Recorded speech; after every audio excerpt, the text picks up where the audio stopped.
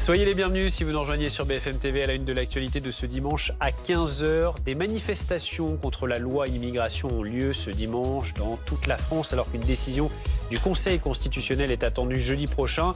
À Paris, le parcours va de Trocadéro à Invalides. Nous serons sur place dans un instant avec Pierre Barbin. À la une également, les agriculteurs du Sud-Ouest qui ne décolèrent pas pour la 4e journée consécutive. Ils bloquent toujours l'A64 malgré un échange avec le préfet d'Haute-Garonne et la confrontation hier entre un agriculteur et Gabriel Attal. Nous retrouverons Nicolas Laurent sur place. Anne-Sophie Lapix, victime d'une tentative de cambriolage à son domicile parisien alors qu'elle était présente. 5 suspects ont été rapidement interpellés alors qu'ils avaient pris la fuite en voiture. Les précisions dans un instant de Stéphane Selami. Puis nous parlerons également de cette indignation du monde du football après les insultes racistes proférées hier à l'encontre de Mike Maignan, le gardien de l'équipe de France et joueur de l'AC Milan. Kylian Mbappé l'a assuré de son soutien. D'abord, donc, pour commencer, cette nouvelle mobilisation contre la loi immigration ce dimanche avant la décision du Conseil constitutionnel jeudi sur la régularité du texte. 160 marches sont prévues partout à travers le pays. À Paris, le cortège va de Trocadéro à Invalides. Pierre Barbin, vous êtes sur place pour BFM TV. Pierre, un appel qui a été lancé par des comédiens, des élus, syndicats et des personnalités de tous horizons. Oui, exactement. Et c'est vrai qu'il y a beaucoup de personnalités ici cet après-midi sur la place du Trocadéro. Le cortège vient tout juste de partir, direction, vous l'avez dit, Invalides. Mais on voit aussi qu'il y a énormément de citoyens, un cortège assez dense, il faut le dire, contre cette loi immigration. On se rappelle les tumultes autour de ce texte. D'abord, la motion de rejet adoptée par l'Assemblée nationale, puis un accord quelques jours plus tard devant la commission mixte paritaire. C'est vrai que ça avait créé beaucoup de colère dans la population. On le remarque d'ailleurs aujourd'hui. Il y a beaucoup de présence ici à la place du Trocadéro. Et on a d'ailleurs vu aussi également Jacques Toubon, l'ancien défenseur des droits, qui s'est opposé à ce texte. Écoutez-le au micro de Laurine Velay. La préférence nationale, qui est contenue dans certaines dispositions, est une idée qui a été, mais il y a très longtemps, pas maintenant, pas cette année ou pas il y a 2 ans, il y a 30 ou 40 ans, est une idée qui a été effectivement inventée par des théoriciens ou des politiciens de l'extrême droite. C'est vrai. Et donc, aujourd'hui, on l'a bien vu d'ailleurs dans le vote de la loi, puisque les parlementaires du Rassemblement national ont voté cette loi. Ce qui est tout à fait étonnant, puisque d'habitude, ce genre de texte, ils sont toujours contre. Des rassemblements comme celui-ci, il y en a partout en France aujourd'hui, 160 au total, et ça arrive 5 jours avant la décision du Conseil constitutionnel qui doit justement statuer sur cette loi immigration. Ce sera jeudi. Merci beaucoup Pierre Barbin pour ces images que l'on continuera de suivre avec vous à Paris tout cet après-midi aux côtés d'Adrien Fache. Regardez également, vous le disiez, ces images d'autres manifestations, 160 en France. Et là, ici, c'est Marseille. Une manifestation partie de la Porte d'Aix à 14 h, direction la préfecture. Un mouvement autorisé, relayé dans le département par des organisations associatives. Environ 200 personnes étaient présentes au départ, peu après 14 h. Vous voyez ces images donc en direct d'Anne Boisise sur place pour BFM TV. Autre image à Lyon, le rendez-vous qui était là-bas fixé place Bellecour jusqu'à la préfecture du Rhône, puis la place des terreaux. Manifestation autorisée là aussi et soutenue par les élus du groupe Lyon en commun de la ville et de la métropole de Lyon. Environ 500 personnes présentes à 14 h. Image de Damien Charton. Bonjour Yann Manzi, vous êtes le cofondateur de Utopia 56. Alors c'est la dernière grande journée de mobilisation avant cette décision du Conseil constitutionnel dont on parlait tout à l'heure. Alors on va retrouver notre invité dans un moment, le temps de nous reconnecter avec lui. Dans le reste de l'actualité, on vous parle également donc de ce blocage de l'autoroute A64 dans le sud-ouest de la France entre Toulouse et Tarbes, où les agriculteurs poursuivent aussi leur mouvement de manifestation, 4e journée consécutive du côté donc de Carbone, avec des agriculteurs qui sont toujours en action et qui attendent la venue du Premier ministre Gabriel Attal. Gabriel Attal qui justement demain recevra la FNSEA et les jeunes agriculteurs. Alors qu'attendent-ils ces agriculteurs de ce rendez-vous avec le Premier ministre? Élément de réponse avec Milan Argelas, Antoine Forestier, Morgane Dumont et Joanne Demarle. De jour en jour, la file de tracteurs s'allonge sur l'autoroute A64 et traduit l'état d'esprit des agriculteurs. 4e jour de mobilisation, déjà 3 nuits pour certains sur l'autoroute et toujours la même détermination. L'agriculture, c'est du temps long. Donc on est habitué au temps long et on sera là jusqu'à tant qu'il faut. Sur ce camp de fortune, les agriculteurs sont soutenus grâce notamment à des livraisons de fromage, de charcuterie ou de viennoiserie. C'est une nouvelle livraison de chocolatine ? Eh oui, il faut bien être solidaire avec les collègues. Pour eux, une seule échéance en ligne de mire. Gabriel Attal reçoit le président de la Fédération nationale des syndicats d'exploitants agricoles demain soir. Tous attendent du concret de la part du Premier ministre. On espère surtout que ça va être résolu rapidement, qu'ils ne vont pas nous mettre des dossiers de 400 pages parce que sinon on va péter un câble. Et c'est surtout débloquer des fonds rapidement avec des délais très brefs. D'autres appellent à poursuivre les actions tant que Gabriel Attal ne sera pas venu à leur rencontre. Il n'y aura pas de violence, il n'y aura rien du tout. Mais tant qu'il ne viendra pas, on ne décollera pas. Si on veut arrêter le massacre agricole, qui est tous les jours notre famille perd 2 agriculteurs en France, il faut que tout le monde aille sur les routes. Je vous annonce que d'ici mercredi, la France sera paralysée. Présent dans le Rhône hier, le Premier ministre avait promis, je cite, de faciliter la vie des agriculteurs.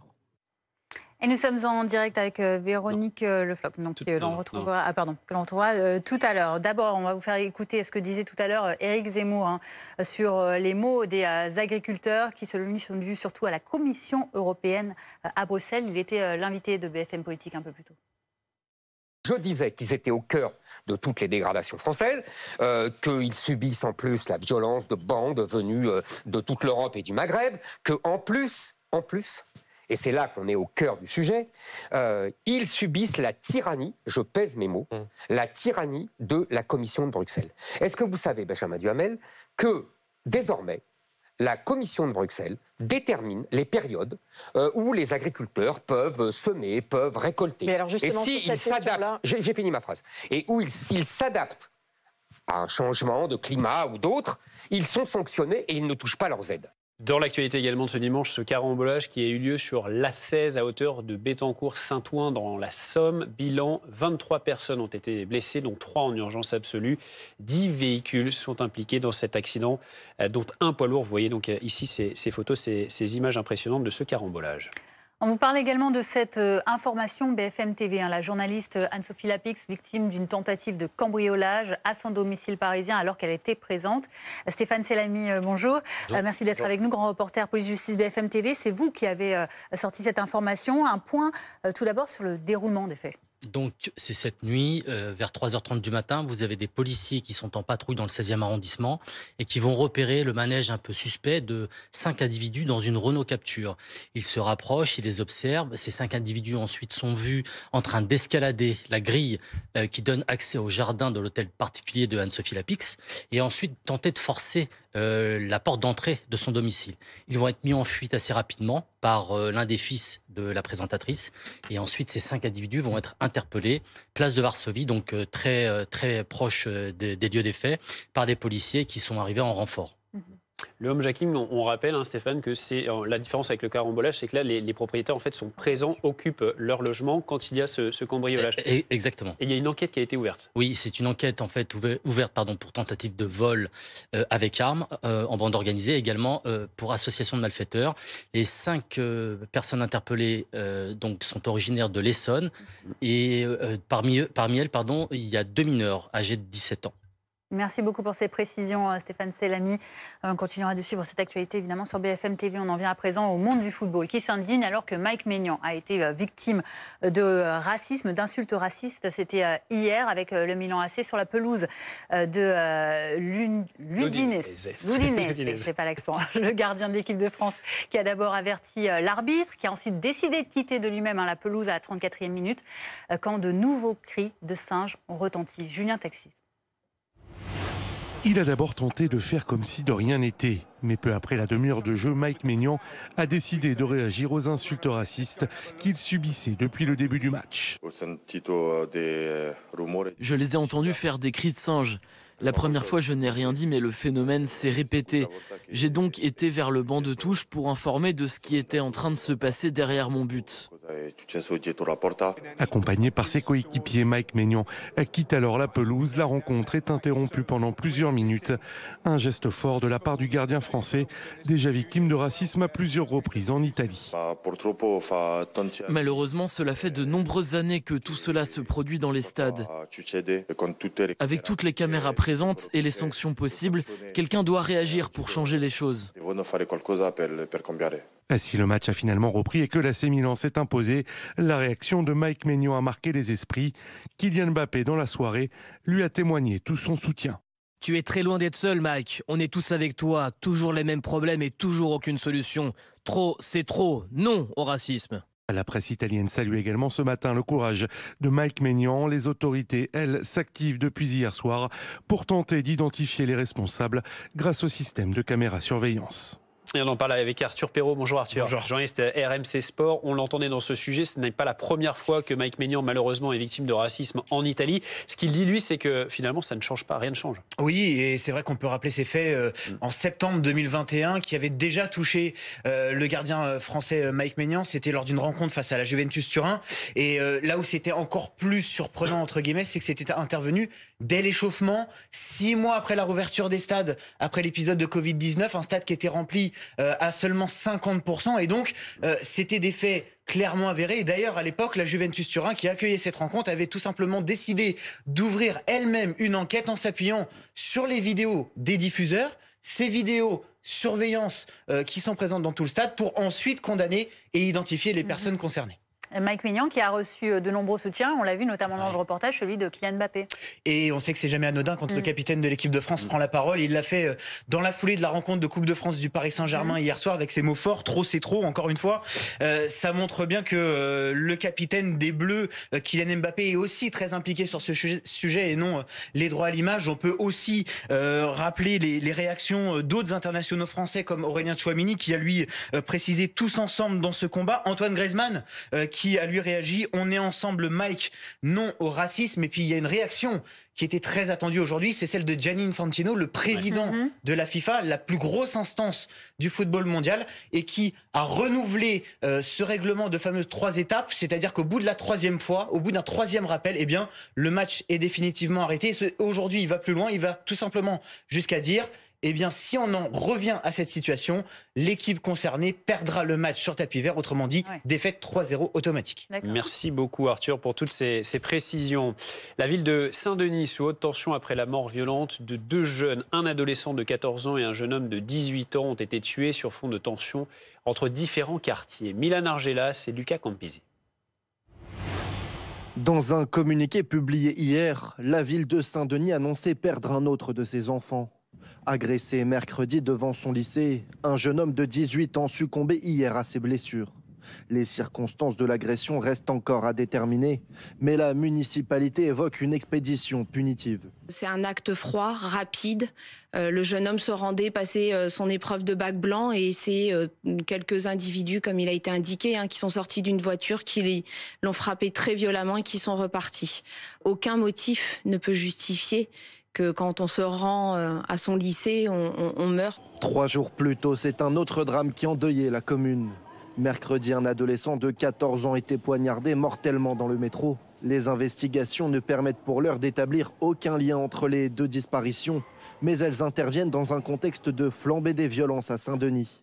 Une dizaine de rixes recensées entre le 12 et le 18 janvier et 36 personnes placées en garde à vue. La violence devient de plus en plus violente. C'est-à-dire qu'on utilise des couteaux, on n'a plus peur de tuer. Et là, on a passé un cap qui est quand même très, très inquiétant. Plusieurs centaines de personnes étaient rassemblées hier pour rendre hommage à Sedan, 14 ans. L'occasion pour la famille d'appeler au calme. Pas de violence, pas de vengeance. Pas au nom de Sedan, pas au nom de Saint-Denis, pas au nom d'un quartier qu'on s'approprie. Après s'être présenté aux enquêteurs, un jeune homme de 19 ans est à présent mis en examen pour le meurtre de l'adolescent de 14 ans. Cette autre information, selon le site de Mediapart, l'établissement privé Stanislas aurait réussi à ne pas appliquer la règle de Parcoursup pour 38 de ses élèves. dont le fils de la ministre de l'Éducation nationale, Amélie Oudéa-Castéra, déjà dans la tourmente depuis cette semaine. L'établissement a été rappelé à l'ordre le 17 janvier dernier par le ministère de l'Enseignement supérieur. Et ce dimanche, son directeur s'explique, sa parole était très attendue et il a réagi sur BFM TV. Nous avons à peu près tous les ans 80-85 élèves qui sont nos élèves de terminale et qui veulent rester chez nous en classe préparatoire. Jusqu'à présent, et c'est ce qui est souligné, nous leur donnions un avis. Voilà, un avis en disant, mais oui, si compte tenu de votre dossier, compte tenu de ce que nous connaissons de votre scolarité, si vous voulez venir en classe préparatoire chez nous à Stanislas, nous donnons un avis favorable. Entre le moment où nous leur donnons un avis favorable et le moment où ils décident, ils peuvent décider deux choses. Soit je décide de ne retenir que Stan, et je sais que j'ai un avis favorable, et donc je ne mets qu'un vœu, puisque j'ai un avis favorable de Stan, et je ne veux qu'un vœu. Donc, ok, nous faisons affaire. Mais si je veux aller à Henri IV, à Ginette, à Louis le Grand ou dans d'autres prépas, j'ai parfaitement le droit de le faire. Nous avons 350 élèves en première année. Nous avons 80 élèves qui veulent venir chez nous. Il y a largement de la place pour tous les autres élèves qui veulent postuler. Donc il n'y a pas de délit d'initié, il n'y a pas d'empêchement d'être ouvert à la diversité d'autres élèves qui veulent postuler. Un rendez-vous sur BFM TV à 18h. Retrouvez l'interview exclusive de Théo Luaka par Benjamin Duhamel. Cette semaine, 3 policiers ont été condamnés à des peines allant de 3 à 12 mois de prison avec sursis pour l'interpellation violente du jeune homme en 2017. Théo qui se confie donc à BFM TV. Écoutez cet extrait. Je ne pensais même pas qu'elle allait jusqu'à être condamnée. Donc jusqu'à soit condamnée, c'est une bonne chose. Maintenant, si les juges et jurés estiment que c'est une peine suffisante pour les crimes qu'il a commis, libre à eux. Moi, je ne suis pas là pour dire non, il mérite plus, il mérite moins. Dans tous les cas, je suis handicapé à vie. Moi, qu'ils prennent 50 ans de prison ou qu'ils prennent... Je suis handicapé à vie, ma vie est déjà foutue. Ça veut dire que c'est pas ça qui va vraiment me soulager. En vrai, c'est vrai. Vous dites ma vie, elle est foutue. Vous considérez que quel que soit ce verdict, même si tout à l'heure vous évoquiez un soulagement, de toute façon, ça ne changera rien à tout ça? C'est un soulagement plus pour ma famille et mon entourage. Ouais. C'est parce que le fait que l'affaire soit finie, on n'en parle plus en fait. On n'en parle plus, en tout cas on en parlera moins. Et il y a un point final. Mais moi, ma vie, elle reste pareille. Depuis le 2 février 2017, je suis handicapé à vie. Une interview à retrouver donc en intégralité à 18h sur BFM TV. Un astéroïde qui brûle dans le ciel de Berlin. Regardez ces images incroyables filmées par un habitant qui montre cet astéroïde qui se désintègre dans le ciel sous la forme d'une grosse boule de feu inoffensive, heureusement. Un objet d'environ 1 mètre qui s'est brisé à environ 50 mètres à l'ouest de la capitale allemande et qui a probablement laissé tomber quelques météorites au sol. On vous laisse profiter de ce spectacle assez inattendu et rare. Belles images. À suivre sur BFM TV, la détermination des agriculteurs reste totale. Un 4e jour de blocage de l'A64. Ils ne bougeront pas tant que le Premier ministre Gabriel Attal ne viendra pas échanger avec eux.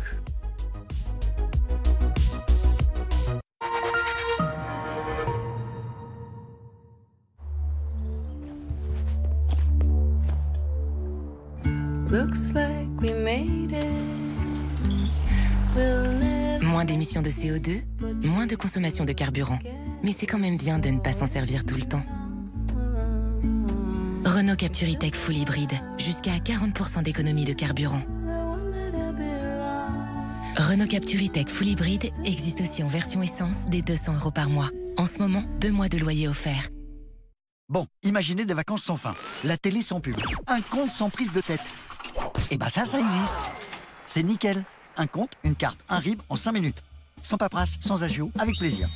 Passez nous faire coucou chez nos buralistes ou sur nickel.eu. Jaël, j'ai une idée. Qu'est-ce que j'ai? Fripro a son forfait mobile. Nous, on va lancer le forfait RIF stagiaire. Parce qu'entre nous, si tu regardes dans les boîtes, il y a beaucoup de stagiaires. Rassure-moi, c'est un stagiaire qui a eu cette idée. Un jour, peut-être, RIF fera mieux que Free. En attendant, retrouvez le meilleur de Free pour les entreprises avec FreePro. Merci FreePro. On cherchait un nom pour le livret d'épargne de meilleur taux. Mais avec son taux à 2,45%, boosté à 5,5% les 3 premiers mois, on n'a pas cherché longtemps. Voici le livret meilleur taux. Avec les box à cuisiner HelloFresh, recevez des recettes qui plairont à tous. Des fiches recettes faciles à suivre et des ingrédients frais et de qualité. Parfaitement préportionnés pour vous. Livrés directement à votre porte. Tout ce dont vous avez besoin pour cuisiner de délicieux repas. Commandez dès maintenant sur hellofresh.fr. Délicieusement simple.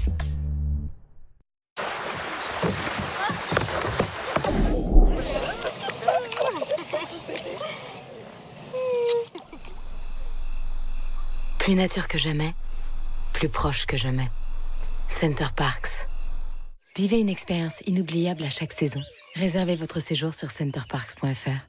Vous avez des difficultés à faire vos lacets? Certains vêtements sont inconfortables à cause des frottements? Vous êtes facilement essoufflé? Si ces situations vous parlent, vous êtes peut-être en situation de surpoids, voire même peut-être en obésité. Vous soulager de vos kilos peut améliorer votre quotidien. Aujourd'hui, je suis en excellente santé. Je ne suis plus essoufflée. Je dors très bien. Je ronfle plus. Je suis légère. La vie est belle. Pour savoir si vous êtes en situation de surpoids ou d'obésité, rendez-vous sur comgem.fr. Comgem.fr. Et si la voiture du futur était déjà là? Chez Spoticar, le leader de l'occasion en France. On vous propose dès aujourd'hui les voitures de demain. Électriques, pour être plus responsable. Mais surtout, reconditionnées, pour penser à demain. Spoticar, des occasions pleines d'avenir. Et chez Spoticar, 100% des clients sont éligibles au leasing sur toutes les motorisations. Et là, l'hôtel, complexe international, flambant neuf. Au resto, ils avaient tous les classiques. Burger, sushi, pizza. C'est simple, on n'a jamais eu autant de likes. Et vous, c'était comment? Nous aussi, on a choisi des vacances qui nous ressemblent. Logis Hôtel, joignez le local à l'agréable. Vous voyez la jolie voiture? Hop, vous la voyez plus. Eh oui, maintenant qu'elle a servi dans cette publicité, vous pouvez la retrouver chez Aramis Auto avec beaucoup d'autres voitures qui ont à peine roulé et jusqu'à 30% moins cher que les neuves. Trouvez votre nouvelle voiture sur aramisauto.com. Ouch! Mal au dos?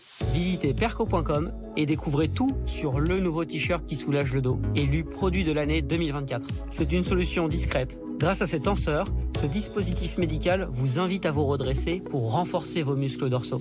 Pour vos nuits, Perco a conçu avec des professionnels de santé le matelas qui soulage le dos. Grâce à lui, 87% des utilisateurs confirment un soulagement de leur douleur. C'est l'occasion de découvrir Perco en profitant des soldes sur perco.com. Le lever du jour.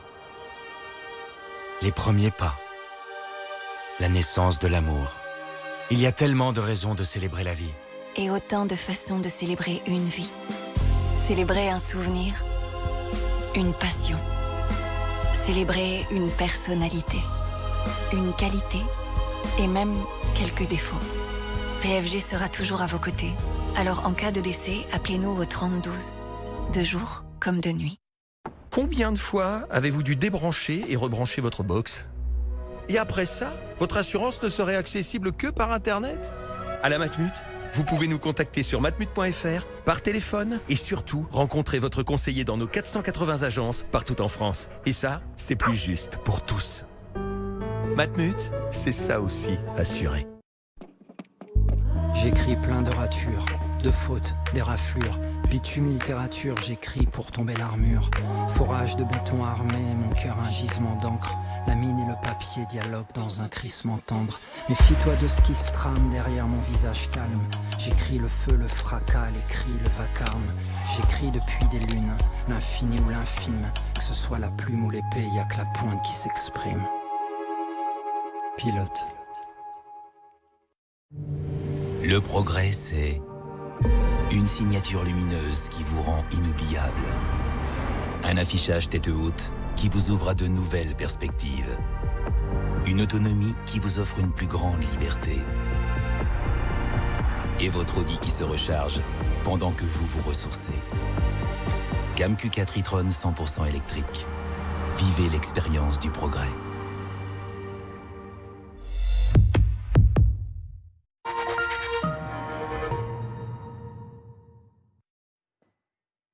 De retour sur BFM TV, nous sommes en contact avec Yann Manzi, cofondateur de Utopia 56. On revient avec vous sur ces manifestations aujourd'hui, environ 160 un peu partout en France, pour demander le retrait de la loi immigration. Vous voyez ces images en direct à Paris, à Marseille et à Lyon. Yann Manzi, c'est la dernière grande journée, on le disait, pour cette mobilisation avant la décision du Conseil constitutionnel qui sera donnée jeudi.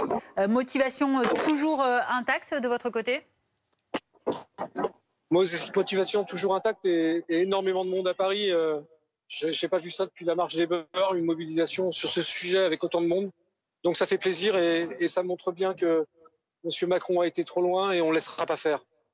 En vous ralliant à l'appel lancé initialement par 201 personnalités, est-ce que vous voulez rassembler au-delà de la sphère militante traditionnelle pour faire pression sur le gouvernement ? Il est évident qu'il y a le jour d'après, cette loi votée avec la famille Le Pen, c'est ni plus ni moins que des idées de Jean-Marie Le Pen qui sont marketisées aujourd'hui et vendues par M. Macron. Donc oui, on appelle à une mobilisation large et à ne pas laisser faire dans notre pays quelque chose de totalement incroyable et surtout raciste. Et on ne veut pas de cette société-là. Donc oui, on veut appeler large.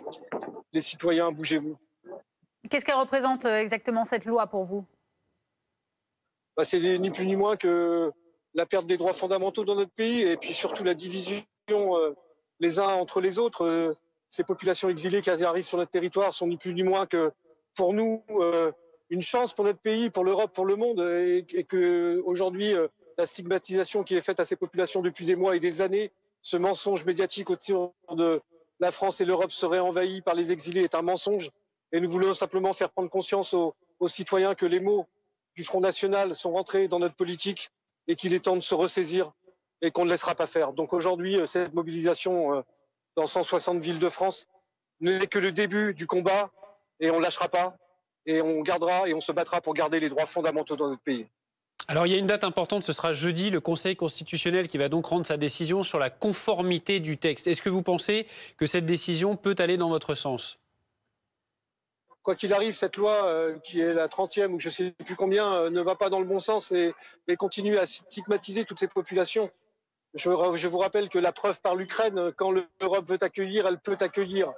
Donc il est temps d'arrêter de mentir, il est temps que ces politiques qui font du théâtre sur ce sujet depuis des années changent de route. Et s'ils ne veulent pas changer de route, les citoyens, les associations, les salariés vont tout simplement se battre pour faire en sorte qu'on ne jette pas des femmes, des bébés, des enfants, tout simplement parce qu'on fuit la guerre et la misère, et qu'aujourd'hui il est temps de rétablir la vérité sur la migration en France et en Europe, et qu'elle prenne sa part. Merci beaucoup Yann Manzi d'avoir répondu à nos questions. Vous êtes dans le cortège parisien de cette manifestation, cofondateur de Utopia 56, donc présent parmi ces milliers de personnes rassemblées dans la capitale. Mais vous le voyez aussi à l'heure actuelle, en début d'après-midi, manifestation aussi à Marseille, à Lyon et dans bien d'autres villes de France. On fera le point dans un instant dans notre journal, dans quelques minutes, juste après la météo. La météo avec Groupe Verlaine. Isolation, photovoltaïque et pompe à chaleur pour une rénovation globale. Groupeverlaine.com. La météo avec Plombier.com, plombier.com. Une fuite d'eau, plombier.com. Plombier.com, une marque de Groupe Verlaine.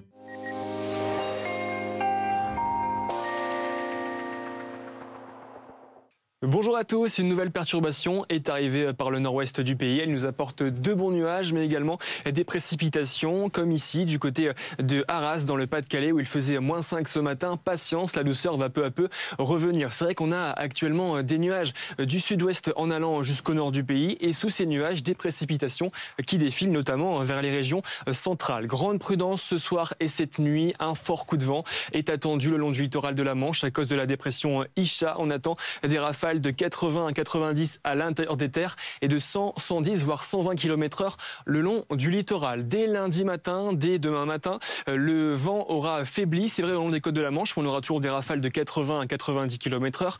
On va retrouver la perturbation des Charentes en remontant jusqu'au Bas-Rhin. À l'avant, le ciel sera quelque peu voilé. Des Pyrénées à l'est, un soleil un peu plus présent, c'est vrai, de l'extrême sud-est à la Corse et retour de belles éclaircies à l'arrière avec un ciel de traîne. L'après-midi, la perturbation, elle va peu à peu gagner du terrain, notamment vers le sud ou encore vers l'est. La neige fera son retour sur les Alpes du Nord des 1800 mètres d'altitude. Les éclaircies vont gagner du terrain vers l'Île-de-France ou encore vers les Ardennes. Et le temps sera encore bien lumineux et sec des Pyrénées-Orientales aux Alpes-Maritimes, mais également en Corse. Parlons maintenant de vos températures. Au réveil, comptez -2 à Grenoble, il fera déjà 12 à Nantes. La douceur, on la voit arriver par le nord-ouest du pays avec 10 degrés à Brest. Il fera 9 pour Cherbourg. Et dans l'après-midi, la douceur, elle sera là pour tout le monde avec 14 degrés à Marseille, 16 du côté de Biarritz. Il fera 12 pour la capitale et jusqu'à 11 degrés pour vous du côté de Lille. Rejoindre le mouvement de la rénovation énergétique. C'était la météo avec Groupe Verlaine. Pour devenir franchisé dans les énergies renouvelables. Groupe Verlaine. C'était la météo avec Plombier.com, plombier.com. Une fuite d'eau, plombier.com. 15h30 sur BFM TV, à la une de l'actualité cet après-midi, ces agriculteurs du Sud-Ouest toujours en colère. Et cela fait 4 jours d'affilée qu'ils bloquent une partie de l'A64. Malgré un échange hier avec le préfet d'Haute-Garonne, malgré également cette confrontation entre le Premier ministre et un agriculteur du Rhône, nous retrouverons Nicolas Laurent à leur côté dans ce journal. 160 manifestations ont lieu cet après-midi en France contre la loi immigration à 4 jours de la décision du Conseil constitutionnel. À Paris, le cortège va du Trocadéro aux Invalides. Nous y serons dans un instant avec Pierre Barbin. Des manifestations dans bien d'autres villes, notamment à Marseille ou encore à Lyon. 2600 élus agressés en 2023, un chiffre en hausse de 13%. Et cette triste illustration avec le sabotage des freins de la voiture du maire de Marc-en-Barœul dans le Nord. L'élu a porté plainte contre X. On vous dit tout dans ce journal.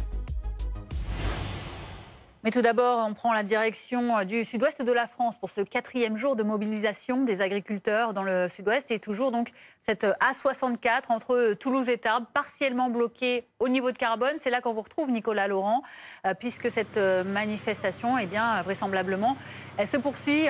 Les propos du Premier ministre hier dans le Rhône, l'accueil également de certains collègues à la préfecture de Toulouse n'ont pas suffi à calmer cette colère.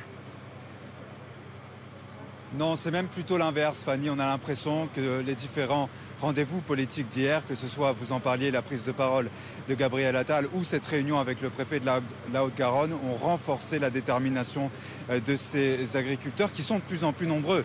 Il faut le dire, sous ce pont de l'autoroute A64. Et vous voyez cette file de tracteurs qui s'étend de plus en plus loin aux alentours. Elle fait désormais un petit peu plus d'1 kilomètre sur cette portion de l'autoroute A64 qui relie Toulouse à Tarbes. On est avec la nouvelle génération d'agriculteurs. On continue de leur donner la parole. Je suis avec Lucas et Louis. Vous attendez le Premier ministre, vous le réclamez. C'est pour lui dire quoi ? Concrètement, on veut qu'il descende venir nous voir ici dans nos campagnes pour qu'il se rende compte de nos problèmes. Parce qu'aujourd'hui, ça va très très mal. Et donc on a des revendications claires qu'il connaît, notamment sur la MHE. Nous, éleveurs ici, c'est très très compliqué. On a eu des aides de promis, mais ça fait 3 mois qu'on les attend. Et après une hausse du GNR qui fait qu'augmenter, la TIPP qui ne veut plus nous rembourser. Au bout d'un moment, on marche sur la tête et il va falloir bientôt réagir.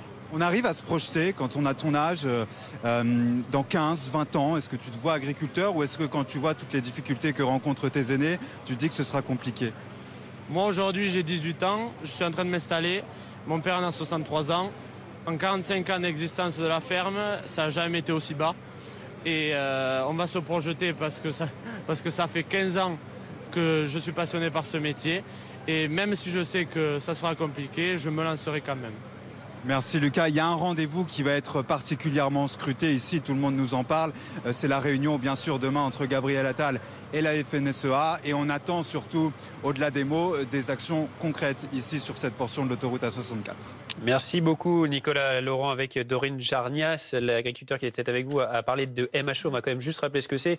C'est le Covid de la vache, la maladie hémorragique épisodique. Il a aussi parlé du GNR. On précise que c'est le gazole non routier. On explique tout, c'est mieux, il n'y a pas d'incompréhension. Mathieu Coache nous a rejoint. Bonjour Mathieu. Bonjour. Service politique de BFM TV. Mathieu, alors que des milliers de Français qui empruntent l'A64 vont avoir beaucoup de mal à aller travailler demain, eh bien ce dimanche, c'est le silence radio du gouvernement sur ce campement qui grandit. Qu'est-ce qui se passe, Mathieu ?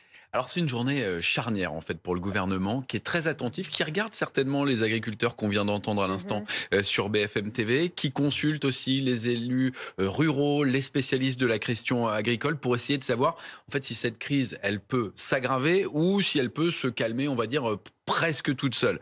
Alors ça n'est pas prise à la légère pour autant. On a vu Gabriel Attal hier qui modifiait son grand débat en invitant des agriculteurs au dernier moment. Marc Fesneau sur le terrain, les préfets aussi mobilisés. Tout ça a été fait à la demande du président de la République dès vendredi soir.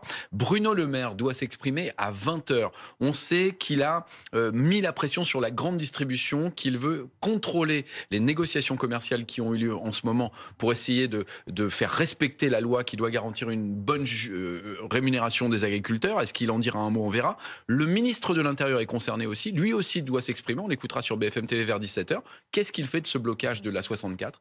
Ça fait 4 jours que ça dure. Demain, les gens vont travailler. Est-ce qu'il laisse cette situation s'installer ou est-ce qu'il a une solution? En fait, le problème, c'est que le gouvernement n'a pas de solution miracle. Ce sont des mécanismes très complexes au niveau français, au niveau européen, au niveau mondial même. Et ça n'est pas qu'une histoire de carnet de chèques pour essayer de sortir de cette impasse. On se demande quand même pourquoi Gabriel Attal a attendu demain soir pour recevoir la FNSEA. Il aurait pu le faire dès son retour du Rhône hier soir, peut-être aujourd'hui.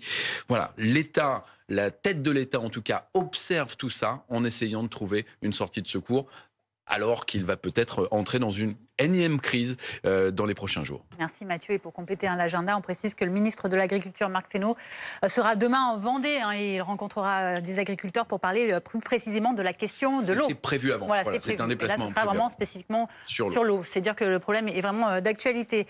Dans l'actualité également, ce dimanche, marqué aussi par cette autre mobilisation, vous le disiez, ce retrait, cette demande de retrait de la loi immigration qui avait été votée le mois dernier par le Parlement. Et aujourd'hui, quelques 160 marches ont lieu un peu partout en France. À 4 jours donc, de la décision du Conseil constitutionnel sur la conformité du texte. Nouvelle manifestation donc à l'appel de 201 personnalités du monde culturel, associatif, politique qui demandent donc le retrait de ce texte. Pierre Barbin, on vous retrouve donc dans ce cortège parisien entre Trocadéro et Invalides avec beaucoup de monde. Est-ce qu'il y a des personnalités autour de vous ? Oui, il y a beaucoup de monde, beaucoup de citoyens, notamment on a vu les personnalités politiques bien évidemment en tête de cortège, parmi lesquels Olivier Faure, Fabien Roussel ou encore Marine Tondelier, Manon Aubry également, pour ne citer que ces quelques personnes. Mais c'est vrai qu'il y a beaucoup de gens ici qui se sont donné rendez-vous, qui ont répondu à cet appel contre cette loi immigration. On se rappelle de ces tumultes autour de ce texte, motion de rejet adopté d'abord à l'Assemblée nationale, puis un passage avec l'accord de la commission mixte paritaire. Ça avait créé beaucoup de remous, beaucoup d'énervement au sein de la population. On est avec Déa Denarska, vous faites partie du mouvement de la PEC. Pourquoi vous êtes là aujourd'hui ? Je suis là aujourd'hui parce qu'il me semble indispensable de répondre à cet appel de mobilisation dans la mesure où cette loi représente un recul très très important par rapport à toutes les valeurs que tout citoyen, je pense, défend profondément, les valeurs de liberté, d'égalité, de fraternité. Je suis là parce que il est indispensable lorsqu'on est à la fois soi-même quelqu'un qui est venu en France avec Oui, parce que vous me disiez, vous êtes arrivé il y a quelques années, une trentaine d'années maintenant, vous étiez étudiante, vous êtes arrivée en France et vous n'êtes jamais repartie. Tout à fait, je suis arrivée en France avec un diplôme de langue littérature française, une maîtrise de langue littérature française obtenue à la faculté de Belgrade au moment où mon pays sombrait dans la guerre. Et j'ai entrepris des études à la Sorbonne, puis plein d'études. Aujourd'hui, je suis professeure de langue littérature française et je suis particulièrement inquiète par rapport à ce que cette loi prépare, ou plutôt la façon dont elle creuse les conditions de l'accueil des étudiants étrangers. Je pense que c'est une question fondamentale, notamment dans un monde mondialisé et dans un monde digne de solidarité humaine, que non seulement les étudiants puissent être accueillis, mais également tous ceux qui fuient les guerres. Merci beaucoup Déa. En tout cas, il y a des rassemblements comme celui-ci partout en France, 160 au total. Et vous l'avez dit, ça arrive à 4 jours avant la décision du Conseil constitutionnel qui doit statuer sur ce texte justement. Merci beaucoup Pierre Barbin, donc dans ce cortège parisien avec Adrien Fache. Autre manifestation, regardez du côté de Lyon cet après-midi, au départ de la place Bellecour jusqu'à la place des Terrons en passant par la préfecture du Rhône. Manifestation autorisée le week-end dernier. Seuls 1000 à 3000 opposants à la loi immigration avaient battu le pavé. Ils étaient environ 500 au départ ce dimanche à 14h, mais devraient être plus nombreux que la semaine dernière. Lyon, mais aussi Bordeaux, Rennes, Rouen, Strasbourg, Orléans ou Marseille. Marseille, dont vous voyez les images à l'instant dans la cité phocéenne. Le point de rassemblement a été donné à la Porte d'Aix, direction la préfecture. Au départ à 14h, il y avait environ 200 personnes. Vous le voyez, les rangs se renforcent pour cette manifestation, elle aussi autorisée à Marseille. Dans l'actualité également de ce dimanche, un nouveau cap franchi dans la violence contre les élus. Le 5 janvier, c'est le système de freinage de la voiture de Bernard Gérard, le maire de Marcq-en-Barœul dans le Nord, près de Lille, qui a été saboté. L'élu, qui a notamment reçu le soutien de Gérald Darmanin, a déposé plainte. Le récit de Marine Kijek, Arthur Muriot et Clément Gauvin. En rentrant de ses vacances de Noël, c'est une découverte inquiétante qu'a faite le maire de Marcq-en-Barœul, Bernard Gérard. Reprenant notre véhicule, mon épouse a constaté qu'il y avait un voyant rouge qui s'allumait. Elle est allée chez son garagiste et notre garagiste nous a confirmé que les câbles ABS avaient été sectionnés. Ces câbles contrôlent le système d'anti-blocage des roues de sa voiture. Sans la prudence de sa femme, les conséquences d'une telle dégradation auraient pu être dramatiques. L'élu, qui soupçonne un acte malveillant, a donc décidé de porter plainte contre X. Ça ne peut pas être quelque chose de fortuit. On n'est pas passé sur une pierre ou des choses comme celle-là. Apparemment, ce n'est pas un animal. Bon, voilà, c'est ce qui a été déterminé. Depuis sa plainte, Bernard Gérard a reçu de nombreux messages de soutien, notamment ceux de ses administrés, qui ne comprennent pas cette volonté de s'en prendre à lui. C'est vrai que ma première réaction, c'est d'avoir été vraiment choqué. Premièrement, que ça se passe à Marcq-en-Barœul et sur une personne comme Bernard Gérard. On ne peut pas avoir un élu local plus proche de ses citoyens et de leurs préoccupations. Moi, je ne comprends pas qu'on arrive à des situations telles et j'en suis vraiment navrée pour lui. On aurait pu envoyer un courrier où on allait toquer à sa porte et puis tout simplement lui dire ce qui ne va pas. Une enquête est en cours, mais si ce sabotage est avéré, il s'ajoutera à la longue liste des actes malveillants à l'encontre des élus. L'année dernière, les agressions visant les maires ont progressé de 15%. Les agressions de maires en hausse. De manière générale, ce sont 2600 élus locaux qui ont été agressés en 2023, en hausse de 12 à 13% selon l'Association des maires de France. Bonjour Driss Etazaoui, vous êtes président de l'Association des élus de France. Est-ce que vous constatez, vous, cette hausse des agressions ? Bonjour, j'ai d'abord une pensée, si vous le permettez, pour le maire de Marcq-en-Barœul, à qui j'adresse mes salutations et naturellement tout le soutien et le soutien des élus de notre association. Et je vais également penser à l'ensemble des maires ancrés sur leur territoire, au contact de leurs administrés. Ils sont 580 000 sur l'ensemble de leurs communes respectives. Et rappelons que sur l'écrasante majorité de ces 580 000 élus, eh bien, très peu sont indemnisés. Ce sont ces élus qui sont engagés, qui sont les premiers de cordée. Les premiers de cordée parce qu'ils tirent leur territoire vers le haut, ils sont au service de leurs habitants, ils sont au service du co-développement, du développement urbain, économique et social de leur territoire. Et il faut absolument les saluer parce qu'ils sont totalement engagés. Et en même temps, ce sont des élus locaux, vous l'avez dit, qui sont aussi, et ils ne le savaient beaucoup moins, les premiers de trancher. C'est-à-dire qu'ils sont les premiers à être exposés à la colère, exposés à l'amertume, exposés aux violences et aux outrances. Et donc, ils doivent y faire face. Mais ils ne se sont pas engagés pour ça. Ils sont engagés avec une belle intention, une intention noble, celle d'être utile, et c'est la poursuite de l'utilité.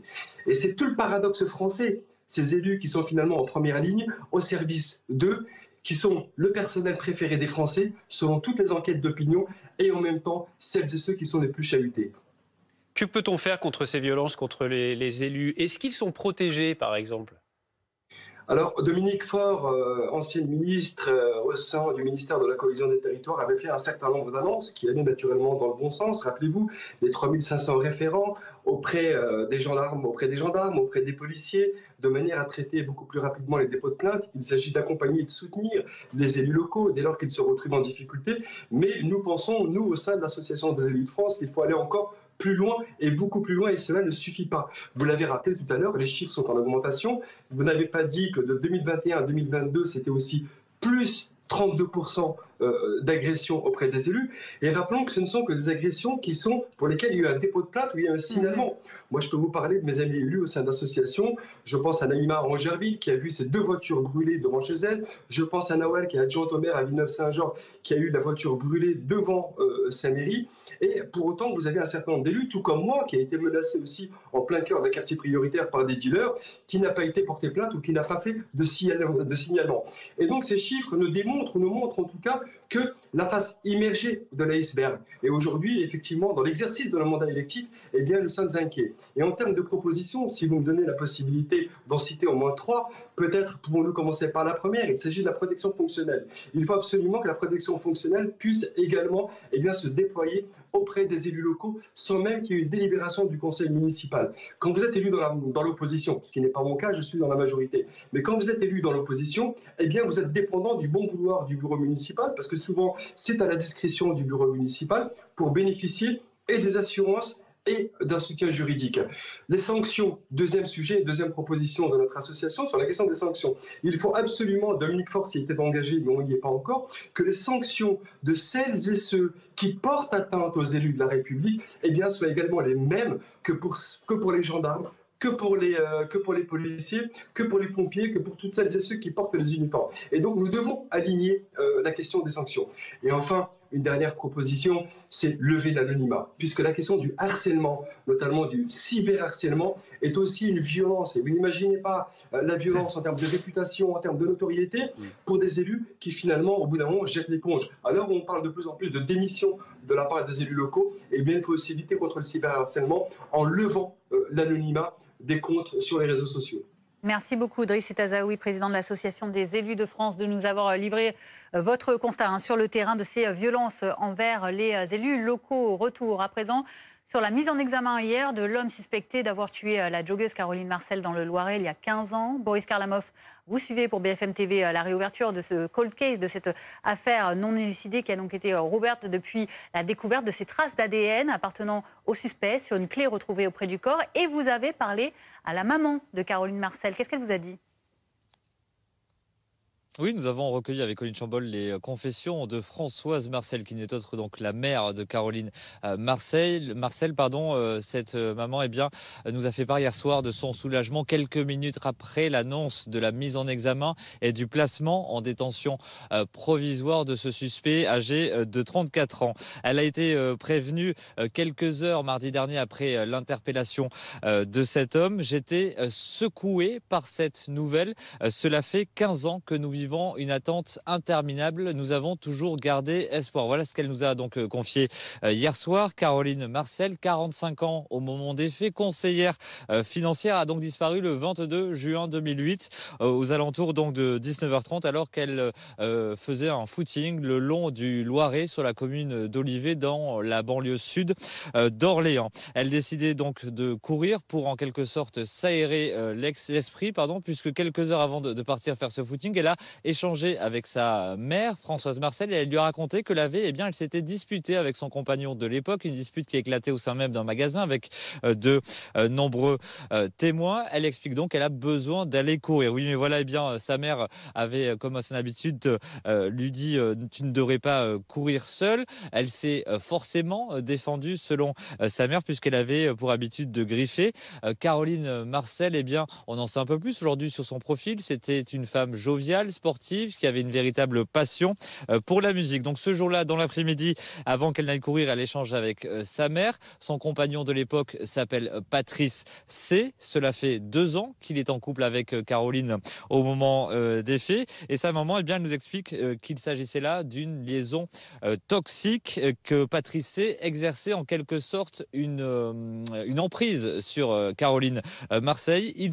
Il se disputait souvent. Voilà ce que nous expliquait encore une fois hier soir sa maman. Depuis 15 ans, j'ai toujours eu des soupçons sur cet homme-là, et pour cause, lors de l'enquête, des traces ADN de Patrice C ont été découvertes sous les ongles de Caroline. Patrice C qui a été à 2 reprises placé en garde à vue. Oui, mais voilà, jamais aucune charge n'a été retenue contre lui. Françoise Marcel, qui attend désormais que le suspect qui a été placé hier soir en détention provisoire coopère avec la justice. Oui, mais voilà, jusqu'à présent, cet homme, il a fait le choix de garder le silence. Merci beaucoup, Boris Karlamov, dans le Cher pour BFM TV avec Colline Chambol. Tout de suite, votre chronique santé. Prenez soin de vous. On parle aujourd'hui de l'infertilité. Votre programme avec Magnolia.fr. Changez votre assurance de prêt à tout moment et économisez sur Magnolia.fr. Comparateur en assurance de prêt immobilier.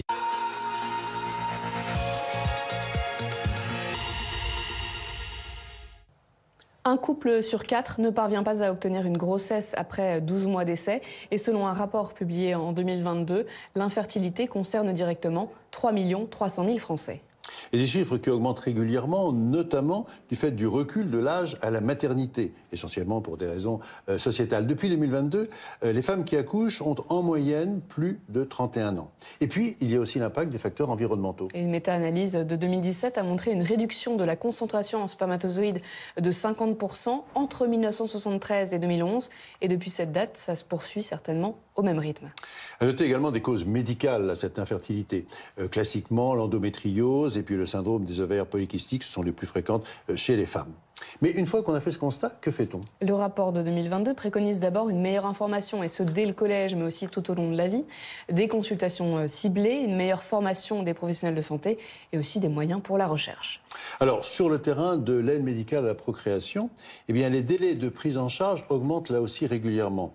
D'autant plus que récemment, la loi de bioéthique a ouvert cette PMA aux femmes seules et aux couples de femmes. Plus de 30 000 demandes de première consultation pour une aide médicale à la procréation avec don de spermatozoïdes ont été recensées depuis la promulgation de la loi, sauf que dans le même temps, le don de gamètes ne suit pas.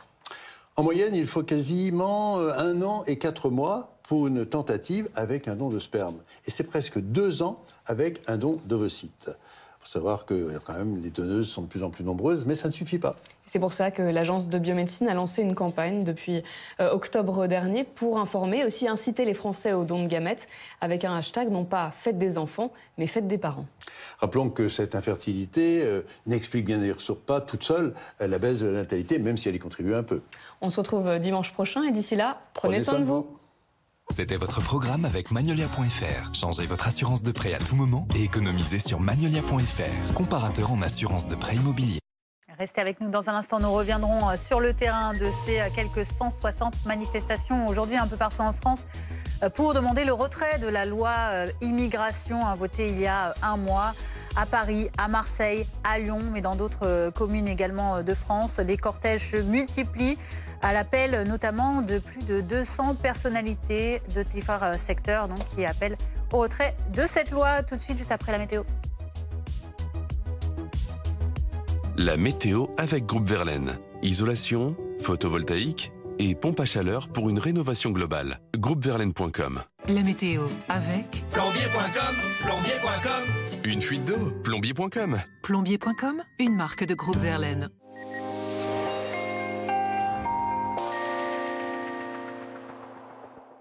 Bonjour à tous, une nouvelle perturbation est arrivée par le nord-ouest du pays. Elle nous apporte de bons nuages, mais également des précipitations, comme ici, du côté de Arras, dans le Pas-de-Calais, où il faisait -5 ce matin. Patience, la douceur va peu à peu revenir. C'est vrai qu'on a actuellement des nuages du sud-ouest en allant jusqu'au nord du pays, et sous ces nuages, des précipitations qui défilent notamment vers les régions centrales. Grande prudence ce soir et cette nuit, un fort coup de vent est attendu le long du littoral de la Manche à cause de la dépression Isha. On attend des rafales de 80 à 90 à l'intérieur des terres et de 100, 110 voire 120 km/h le long du littoral. Dès lundi matin, dès demain matin, le vent aura faibli. C'est vrai au long des côtes de la Manche, mais on aura toujours des rafales de 80 à 90 km/h. On va retrouver la perturbation des Charentes en remontant jusqu'au Bas-Rhin. À l'avant, le ciel sera quelque peu voilé. Des Pyrénées à l'est, un soleil un peu plus présent, c'est vrai, de l'extrême sud-est à la Corse et retour de belles éclaircies à l'arrière avec un ciel de traîne. L'après-midi, la perturbation, elle va peu à peu gagner du terrain, notamment vers le sud ou encore vers l'est. La neige fera son retour sur les Alpes du Nord des 1800 mètres d'altitude. Les éclaircies vont gagner du terrain vers l'Île-de-France ou encore vers les Ardennes.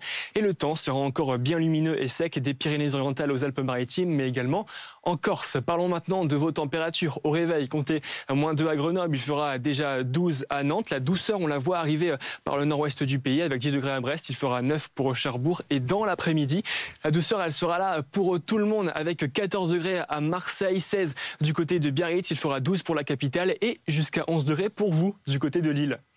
Rejoindre le mouvement de la rénovation énergétique. C'était la météo avec Groupe Verlaine. Pour devenir franchisé dans les énergies renouvelables. Groupe Verlaine. C'était la météo avec Plombier.com, plombier.com.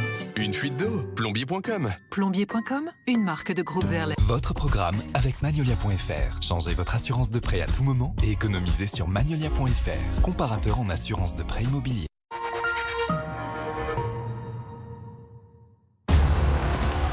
Qui a dit que nous avions tout vu de l'hybride? Qui a dit que le Nissan Juke ne pouvait pas vous procurer encore plus d'émotions?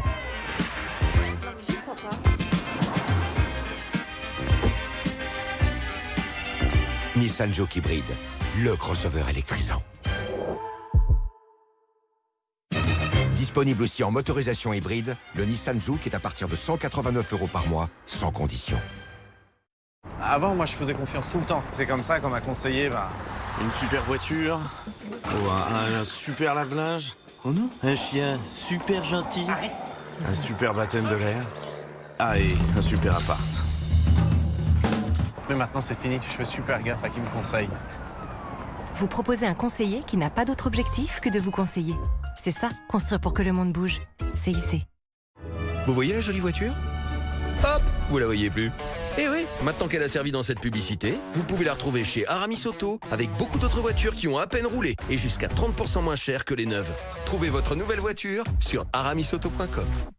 Les 3 raisons pour lesquelles vous devez tester Comme J'aime pour perdre du poids. La première, ça marche vraiment. En seulement 3 mois, j'ai perdu 15 kilos. Eh oui, 15 kilos. La deuxième, c'est super pratique. Je reçois tous mes plats dans un colis. Je n'ai pas à faire les courses, ni cuisiner, ni compter les calories. La troisième, c'est vraiment trop bon. Il y a plus de 50 plats. J'aurais jamais cru pouvoir manger tout ça et perdre du poids. En plus, c'est seulement 3,92 € par repas. Alors, tu te motives? Rendez-vous sur commej'aime.fr. commej'aime.fr. 3, 2, 1. Vu papa! Prendre soin de vos proches commence par prendre soin de vous. Le nouveau sirop Zarbeil Toux et mal de gorge, dispositif médical avec des ingrédients d'origine naturelle, calme la toux sèche ou grasse. Et la gamme Zarbeil Immunité contribue au renforcement du système immunitaire. Découvrez Zarbeil.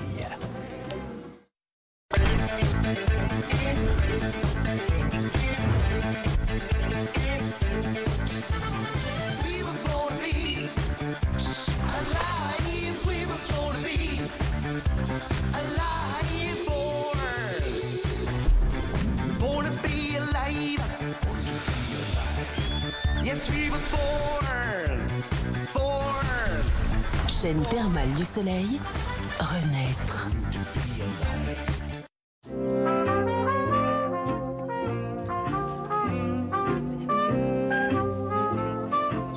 Toute notre vie, ils ont pris soin de nous. Alors quand le moment vient de veiller sur eux, nous choisissons les aides à domicile les plus qualifiées et les plus humaines. Au revoir. C'est en pensant à nos grands-parents que nous sélectionnons nos auxiliaires de vie. Petit-fils, la compétence d'un professionnel, l'esprit d'une famille. Et si on voyait plus loin que le bout de son nez? Collection Juste, des lunettes plus respectueuses de l'environnement dont les bénéfices contribuent à l'économie sociale et solidaire. Écoutez voir, optique et audition, Mutualis. Les Blanches-Neiges d'aujourd'hui savent très bien où dénicher des produits de qualité pour nourrir cette petite bouche à petit prix. Oh, la Molo 4, c'est largement suffisant. Oui, je me suis un petit peu emballé. Donc je disais, chez Aldi, les prix ne sont pas seulement bas, ils sont discount toute l'année et sur tous les produits. Aldi, place aux nouveaux consommateurs. Et retrouvez les amandes grillées Trader Joe's au prix discount de 2,69 € chez Aldi. On cherchait un nom pour le livret d'épargne de meilleur taux. Mais avec son taux à 2,45%, boosté à 5,5% les 3 premiers mois, on n'a pas cherché longtemps. Voici le livret meilleur taux. Très à l'aise dans leur canapé,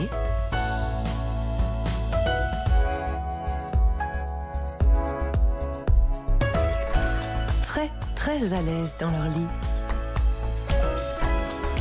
La maison convertible, l'intelligence de votre espace. C'est les soldes. Vous avez des difficultés à faire vos lacets? Certains vêtements sont inconfortables à cause des frottements? Vous êtes facilement essoufflé? Si ces situations vous parlent, vous êtes peut-être en situation de surpoids, voire même peut-être en obésité. Vous soulager de vos kilos peut améliorer votre quotidien. Aujourd'hui, je suis en excellente santé. Je ne suis plus essoufflée. Je dors très bien. Je ronfle plus. Je suis légère. La vie est belle. Pour savoir si vous êtes en situation de surpoids ou d'obésité, rendez-vous sur commej'aime.fr. commej'aime.fr.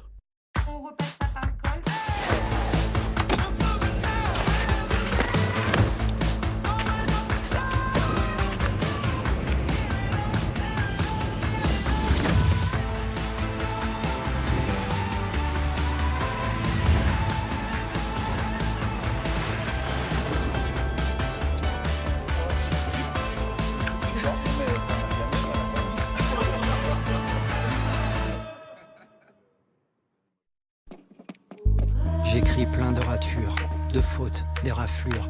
Bitume littérature, j'écris pour tomber l'armure. Forage de boutons armés, mon cœur un gisement d'encre. La mine et le papier dialoguent dans un crissement tendre. Méfie-toi de ce qui se trame derrière mon visage calme. J'écris le feu, le fracas, les cris, le vacarme. J'écris depuis des lunes, l'infini ou l'infime. Que ce soit la plume ou l'épée, y a que la pointe qui s'exprime. Pilote. Il existe un monde de liberté et d'aventure, mais impossible de l'explorer depuis un canapé. Sortez de chez vous et vivez-le en vrai. Nouvelle Jeep Avenger conçue pour le monde réel. Jeep Avenger, 100% électrique, hybride et essence. À partir de 149 € par mois. Éligible au leasing électrique.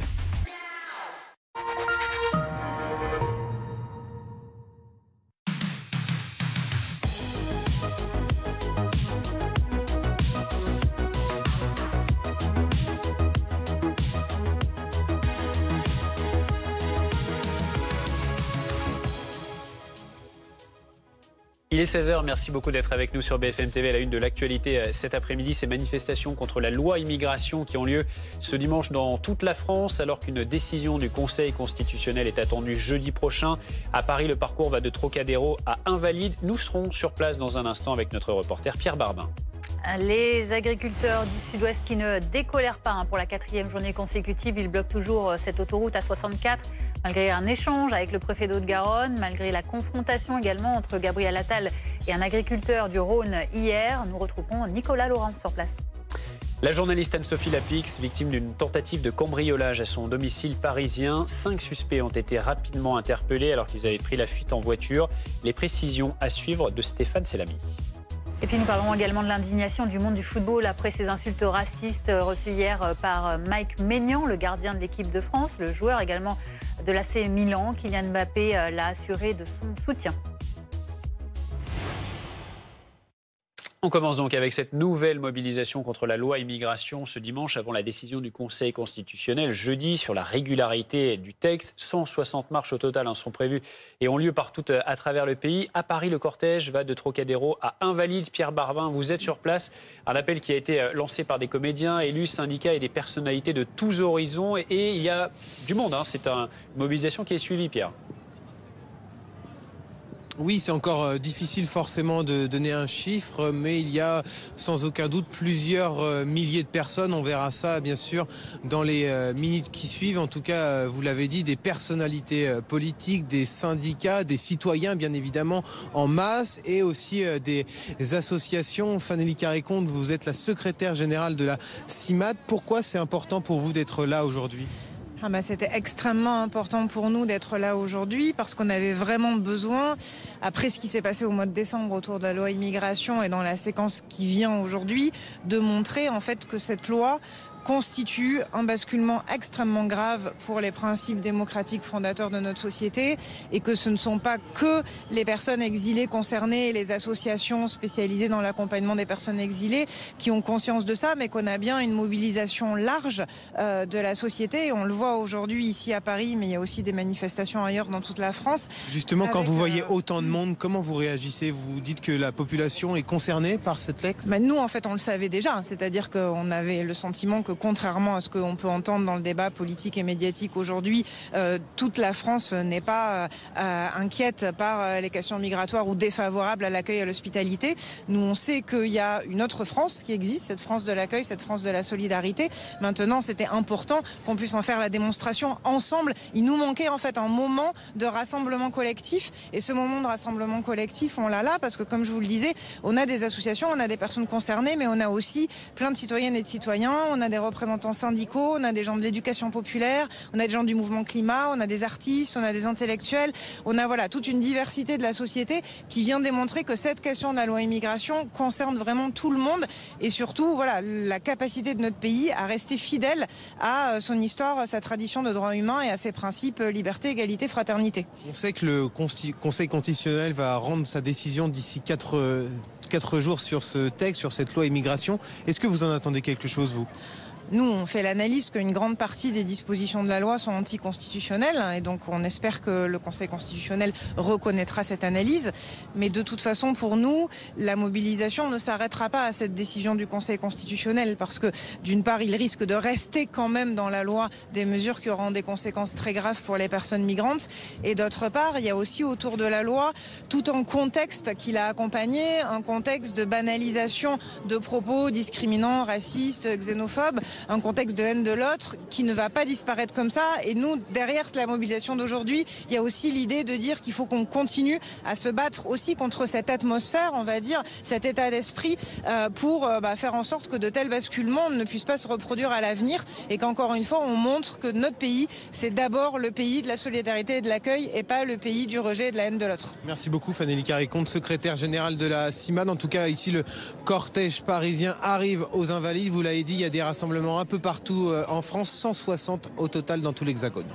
Merci Pierre Barbin avec Adrien Fache en direct de Paris pour cette manifestation. Parmi, vous le disiez, quelques 160 aujourd'hui. Regardez à Lyon notamment avec ces images de Damien Charton. Rendez-vous qui était fixé place Bellecour, un cortège qui va se rendre à la préfecture du Rhône, puis à la place des terreaux. Une manifestation autorisée là aussi, soutenue par les élus du groupe Lyon en commun, de la ville et de la métropole de Lyon. Il y a 3300 manifestants selon la préfecture sur place à l'heure actuelle à Lyon.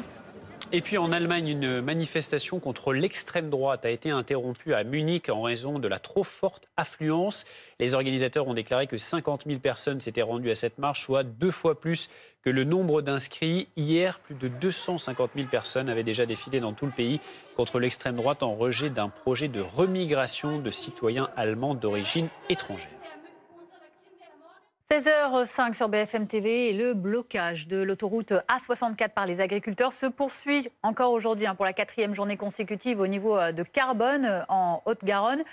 Plusieurs jours donc de mobilisation pour ces agriculteurs qui vont continuer leurs actions jusqu'à, disent-ils, ce que le Premier ministre Gabriel Attal vienne à leur rencontre. Oui, Gabriel Attal qui recevra demain la FNSEA, les jeunes agriculteurs. Alors qu'attendent-ils de ce rendez-vous avec le Premier ministre? Élément de réponse avec Milan Argelas, Antoine Forestier, Morgane Dumont et Joanne Demarle. De jour en jour, la file de tracteurs s'allonge sur l'autoroute A64 et traduit l'état d'esprit des agriculteurs. 4e jour de mobilisation, déjà 3 nuits pour certains sur l'autoroute et toujours la même détermination. L'agriculture, c'est du temps long. Donc on est habitué au temps long et on sera là jusqu'à tant qu'il faut. Sur ce camp de fortune, les agriculteurs sont soutenus grâce notamment à des livraisons de fromage, de charcuterie ou de viennoiserie. C'est une nouvelle livraison de chocolatine? Eh oui, il faut bien être solidaire avec les collègues.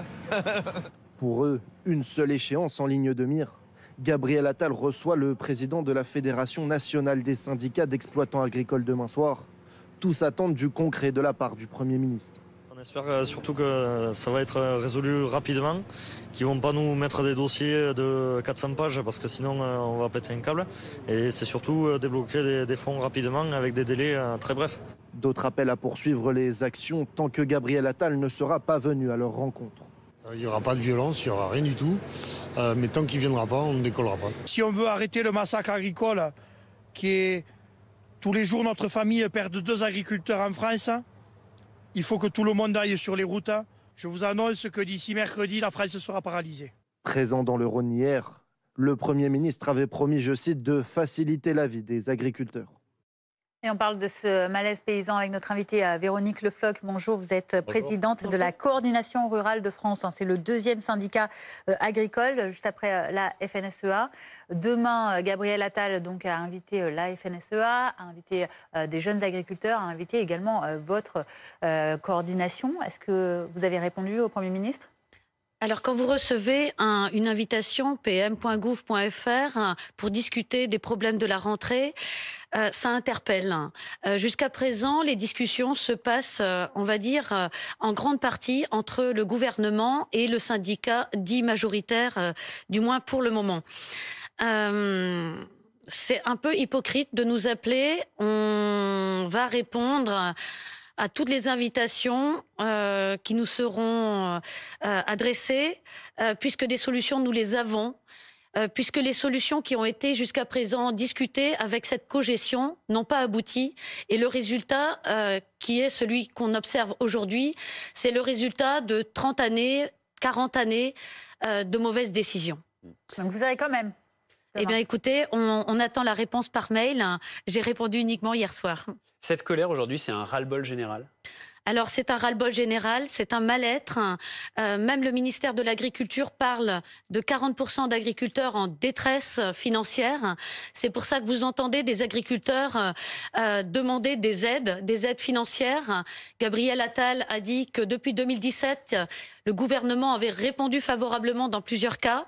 Il faut quand même savoir que nous, la coordination, on est un syndicat qui revendique des prix, pas des primes. Néanmoins, la politique agricole commune nous a été imposée. Aujourd'hui, pour beaucoup d'agriculteurs, ces aides de la PAC représentent plus de 100% du chiffre d'affaires. Donc on ne peut pas s'en passer. À cette compensation de revenus, on nous a ajouté toute une série de compensations, de demandes par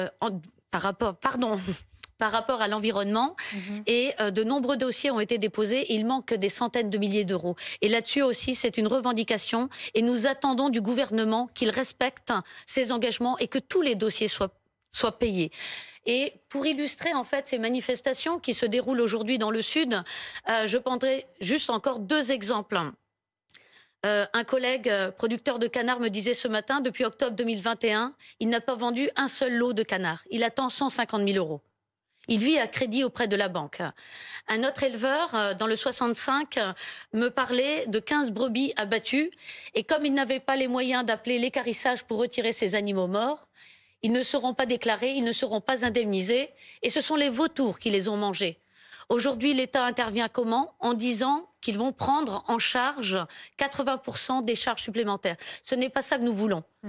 Quand il y a des pertes de production, il n'y a pas de chiffre d'affaires qui rentre, mais il y a des charges quand même.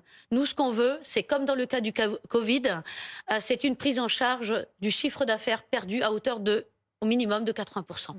Il y a aussi le contexte européen qui est important pour vous. Alors tout à fait. Aujourd'hui, toutes ces normes, toute cette surtransposition de normes, c'est une déclinaison de l'Europe. Et c'est pour ça que nous attendons que Marc Fesneau se rende rapidement discuter avec ses homologues européens. Il y a un Conseil des ministres mardi prochain. Après-demain, nous y serons. Nous avons prévu de rencontrer des députés européens et toute la politique européenne doit être revue. Et c'est bien pour ça que nous attendons beaucoup de lui. Il y a des points qui peuvent être pris à court terme, très court terme, au niveau national, et d'autres points, c'est l'Europe. Mais l'Europe aujourd'hui, c'est une Europe ultralibérale qui ne convient pas au secteur de l'agriculture. L'agriculture doit être un secteur comme la culture qui répond à une exception agriculturelle qui est soustraite à tous les accords de l'OMC, qui ne rentre pas en échange d'accords de libre-échange et qui ne voit pas rentrer des produits ne respectant pas nos normes contre des affaires pour les multinationales du CAC 40 notamment. Sur les actions, je crois que vous envisagez aussi des actions jeudi prochain. Est-ce que vous pensez que ce mouvement il peut s'étendre à la France entière? Alors, les actions vont démarrer dès demain dans le Lot-et-Garonne, dans le 47. Ensuite, nous partons en direction Bruxelles. Et le 25, nous savons que la manifestation du sud de la France ne sera pas encore finie. Nous serons aussi au rendez-vous sur plusieurs points en France. Et c'est vrai que ça pourrait s'étendre, puisque autour de nous, avec nous, nous avons déjà le TP, les entreprises de travaux agricoles, la pêche et plein d'autres secteurs qui souhaiteraient nous rejoindre. Merci beaucoup, Véronique Le Floch. On précise que, par ailleurs, à la suite de ces manifestations, le ministre de l'Agriculture a décidé de reporter l'examen du projet de loi sur l'installation des nouveaux agriculteurs qui devait être présenté mercredi en Conseil des ministres. Il va être complété d'un volet simplification. On vous a déjà un petit peu entendu au ministère. Dans l'actualité également, cette information BFM TV, la journaliste Anne-Sophie Lapix, victime d'une tentative de cambriolage à son domicile parisien, alors qu'elle y était présente. 5 personnes ont été interpellées. Axel Ronde, vous êtes porte-parole CFTC de la police. Un homejacking, comme on dit, un cambriolage donc en présence des habitants qui s'est déroulé. Que disent les chiffres sur ce genre de pratique actuellement en France ? Écoutez, les chiffres sont en pleine explosion, hein, même s'il y a quand même toutes les 3 minutes un cambriolage en France dans notre pays. Hein, et là, c'est vrai que ça vise particulièrement des personnalités. Donc, c'est vrai que ça nous interpelle. Hein. Il y a une brigade, la brigade du grand banditisme, hein, qui est sur tous ces dossiers. Hein, et on fait vraiment, on va forcément avec les interpellations que nous avons réalisées hier soir, hein, nous allons bien évidemment auditionner ces personnes pour savoir qui est derrière tout ça. Est-ce que c'est un réseau où ils ont eu les coordonnées de ces personnalités, hein. On le voit bien. Est-ce qu'il y a eu un détournement de fichiers? Est-ce qu'il y a eu de la corruption dans certaines administrations? Ça, l'enquête nous le dira. Mais on le voit bien effectivement qu'il y a de plus en plus de personnes victimes de ces cambriolages. Ouais. Et parfois, ils sont assez violents. Alors, j'allais vous demander aussi, Axel Ronde, il y a certainement un travail en amont. Comment est-ce que les cambrioleurs repèrent et choisissent leurs victimes?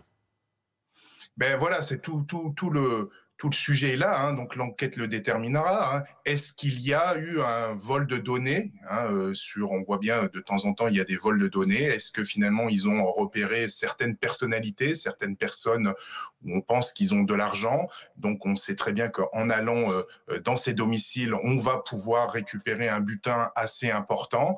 Donc est-ce que c'est une filière qui s'est spécialisée là-dedans? Il va falloir maintenant avoir les éléments de l'enquête. Hein. Il y a eu pas mal d'interpellations ces derniers temps. Là, je tiens à saluer la brigade anticriminalité de Paris 16, hein, qui ont mis en place une surveillance autour du domicile parce qu'elle a été victime d'une tentative de cambriolage mardi, hein, déjà. Donc, le secteur était surveillé, hein, par mes collègues de la brigade anticriminalité. Hein. Je tiens aussi à souligner que certains partis politiques veulent dissoudre la BAC alors qu'elle est quand même essentielle pour interpeller en flagrant délit des criminels qui sont de plus en plus organisés et de plus en plus jeunes, puisque 2 sur les 5 sont mineurs. Axel Ronde, restez avec nous. On va voir que ce phénomène il ne touche pas que les personnalités, hein, d'ailleurs. Un homme de 92 ans est mort après avoir été violemment agressé. Lui, c'était lors d'un homejacking, donc un cambriolage en sa présence à Pamiers, dans l'Ariège.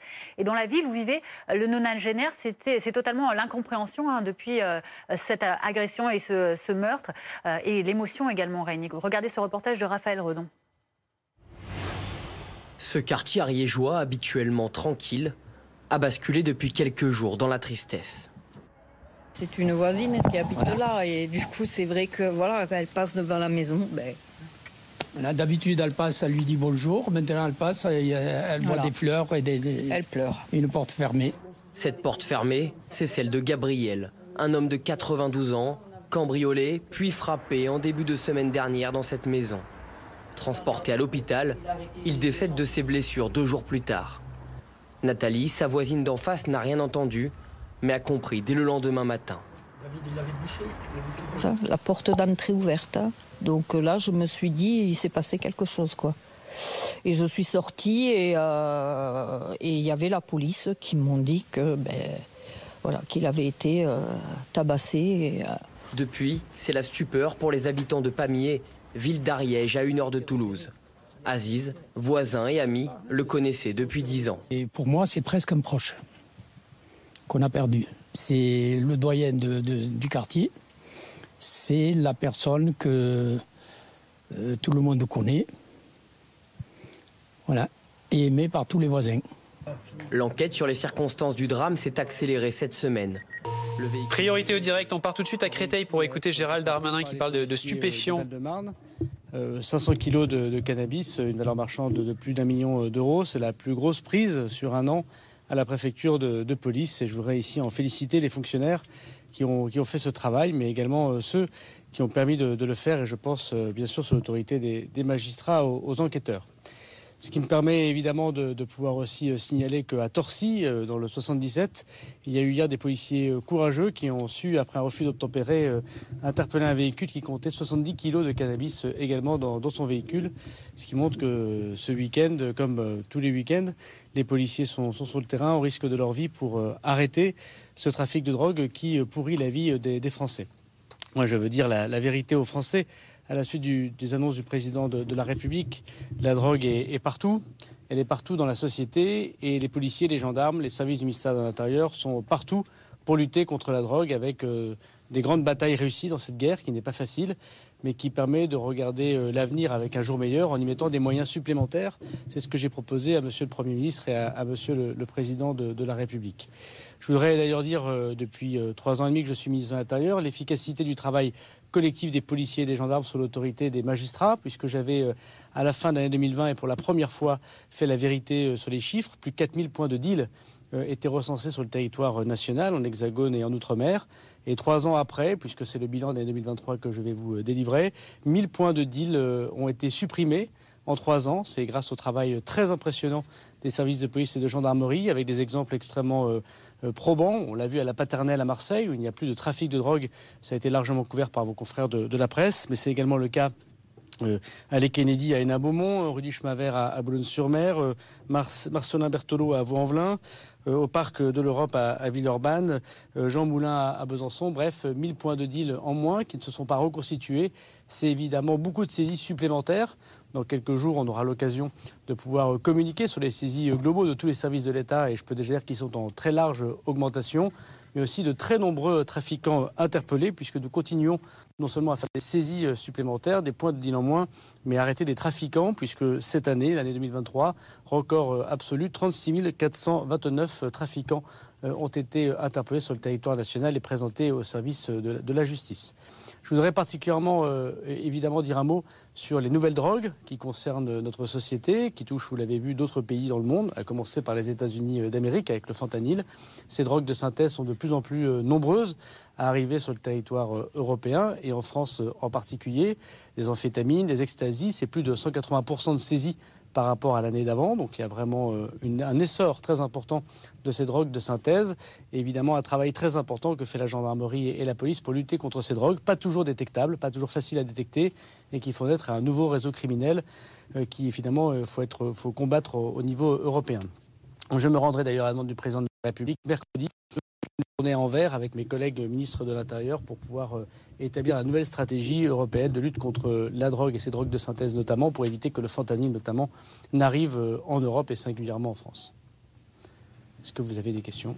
Vous parlez du quartier de Marseille. On a fait un reportage ce matin assez long sur RTL.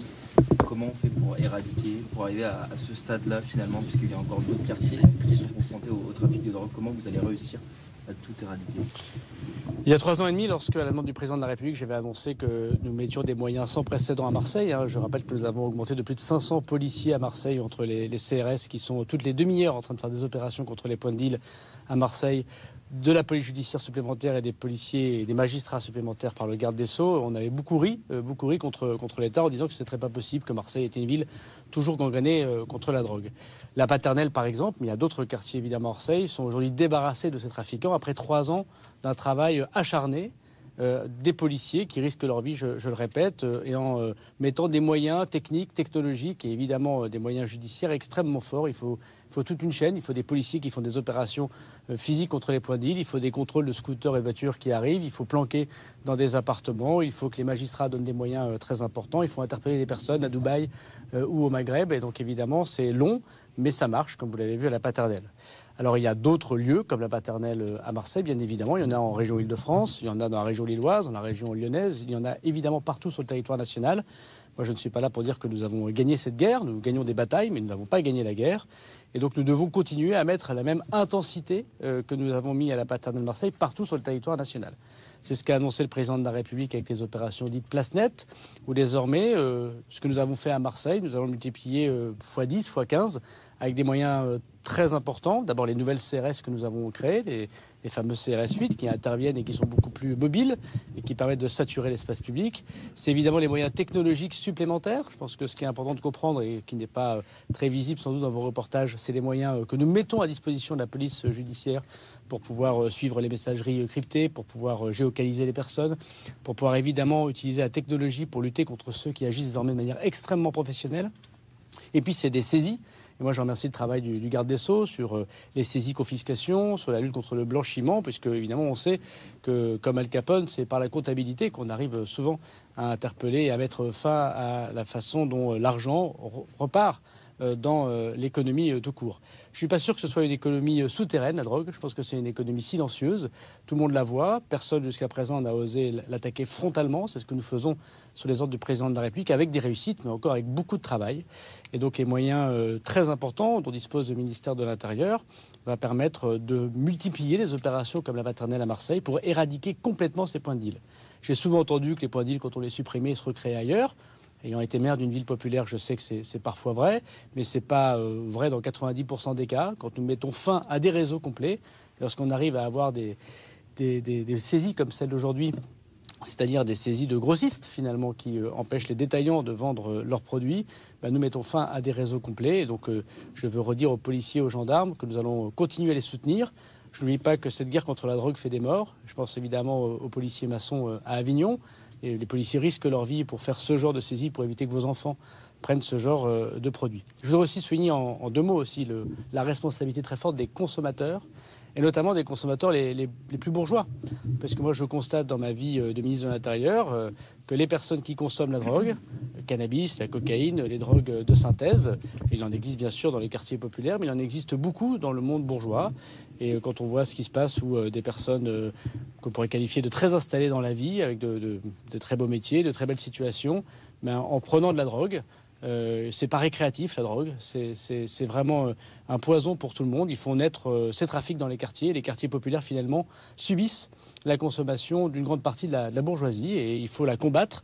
Et moi je veux aussi dire aussi aux gens des quartiers populaires que je vais mettre le même moyen, la même force pour combattre les consommateurs des quartiers bourgeois que ceux qui trafiquent dans les cités. Monsieur le ministre, sur un autre sujet d'actualité, on a reçu ce matin le directeur de l'établissement Stanislas qui a refusé de dire que l'homosexualité n'est pas une maladie. Est-ce que c'est digne ce genre de réaction ? Je n'ai pas de commentaire à faire, je suis en déplacement pour soutenir les policiers contre la drogue. D'accord. Il y a des milliers de personnes qui manifestent à Paris contre le projet de loi immigration. Le Conseil constitutionnel va se prononcer cette semaine. Qu'est-ce que vous dites à ceux qui disent que vous avez consacré la préférence nationale sous l'influence de l'extrême droite ? Tout le monde sait qu'il faut lutter contre l'immigration irrégulière. Il faut vraiment être sourd pour ne pas l'entendre et aveugle pour ne pas le voir. Mais je suis là pour soutenir les policiers qui luttent contre la drogue. Merci beaucoup. Il y a aussi des milliers de personnes qui manifestent sur l'autoroute A64.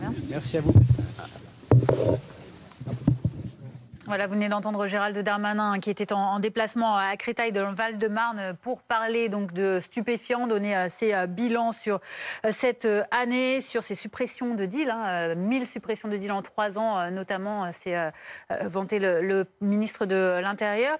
Mathieu Coache, on fait le point avec vous, donc c'est cette thématique de la lutte contre les stupéfiants qui a un peu éclipsé le reste de l'actualité quand on voit nos collègues qui l'interrogent, notamment sur ce qui se passe au lycée Stanislas ou encore sur les manifestations contre la loi immigration, sur lesquelles il a donné une petite réponse quand même. Oui, il n'a pas répondu non plus sur l'autoroute A64. Voilà, il a choisi ses réponses. La lutte contre les trafics de drogue, c'était l'objet de ce déplacement. Donc c'est normal qu'il en parle. On ne peut pas lui reprocher d'avoir fait un point presse là-dessus. En revanche, c'est vrai que c'est intéressant de voir à quel point il a très vite botté en touche sur ces propos qui ont été tenus par le directeur de l'établissement Stanislas ce matin sur BFM TV, qui a refusé finalement de dire que l'homosexualité n'était pas une maladie. Il répondait à Philippe Gaudin, qui l'a longuement interrogé, qui lui a reposé la question et ce directeur d'établissement n'a pas souhaité dire cela. Gérald Darmanin, il est quand même ministre des Relations entre l'État et les cultes et il se devait, ou en tout cas il se doit probablement d'avoir une réaction à un moment donné. Il n'a pas souhaité le faire aujourd'hui. Il n'a pas souhaité non plus réagir sur ces agriculteurs qui bloquent l'autoroute A64. Ça, c'est un autre point qui crispe énormément le gouvernement en ce moment parce qu'il y a une difficulté à jauger cette crise de l'agriculture, à savoir comment réagir. Donc c'est vrai qu'on est dans un dimanche où l'exécutif, où le gouvernement se cherche un peu sur cette question des agriculteurs et sur la réponse à apporter. On a vu un petit peu la gêne de Gérald Darmanin il y a quelques instants. Merci beaucoup Mathieu. On va y revenir dans notre prochain journal. Tout de suite, la météo. La météo avec Groupe Verlaine. Isolation, photovoltaïque et pompe à chaleur pour une rénovation globale. Groupeverlaine.com. La météo avec Plombier.com. Plombier.com. Une fuite d'eau. Plombier.com. Plombier.com, une marque de Groupe Verlaine.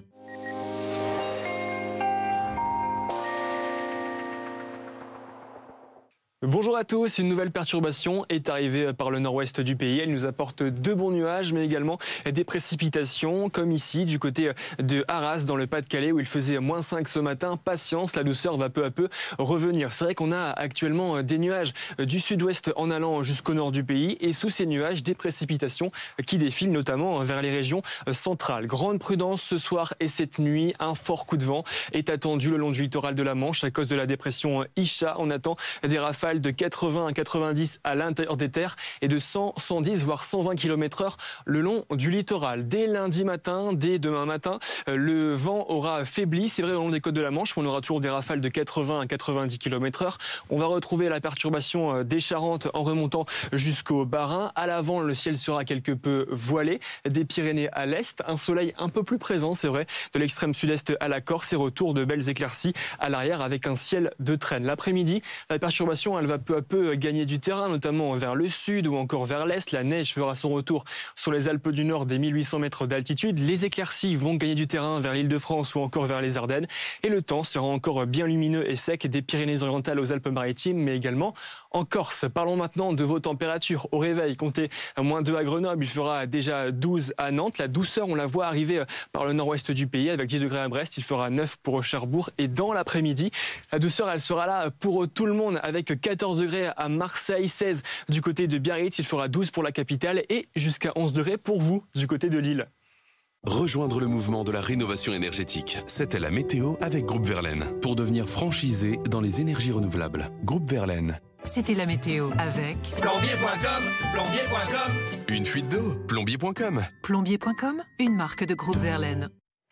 16h30 sur BFM TV à la une cet après-midi, ces agriculteurs du sud-ouest qui ne décolèrent pas pour la 4e journée consécutive. Ils continuent de bloquer la 64 en partie, et ce malgré un échange avec le préfet d'Haute-Garonne hier, malgré la confrontation entre un agriculteur et Gabriel Attal dans le Rhône. Nous retrouverons Nicolas Laurent qui est toujours auprès de ces agriculteurs en colère et toujours très mobilisé.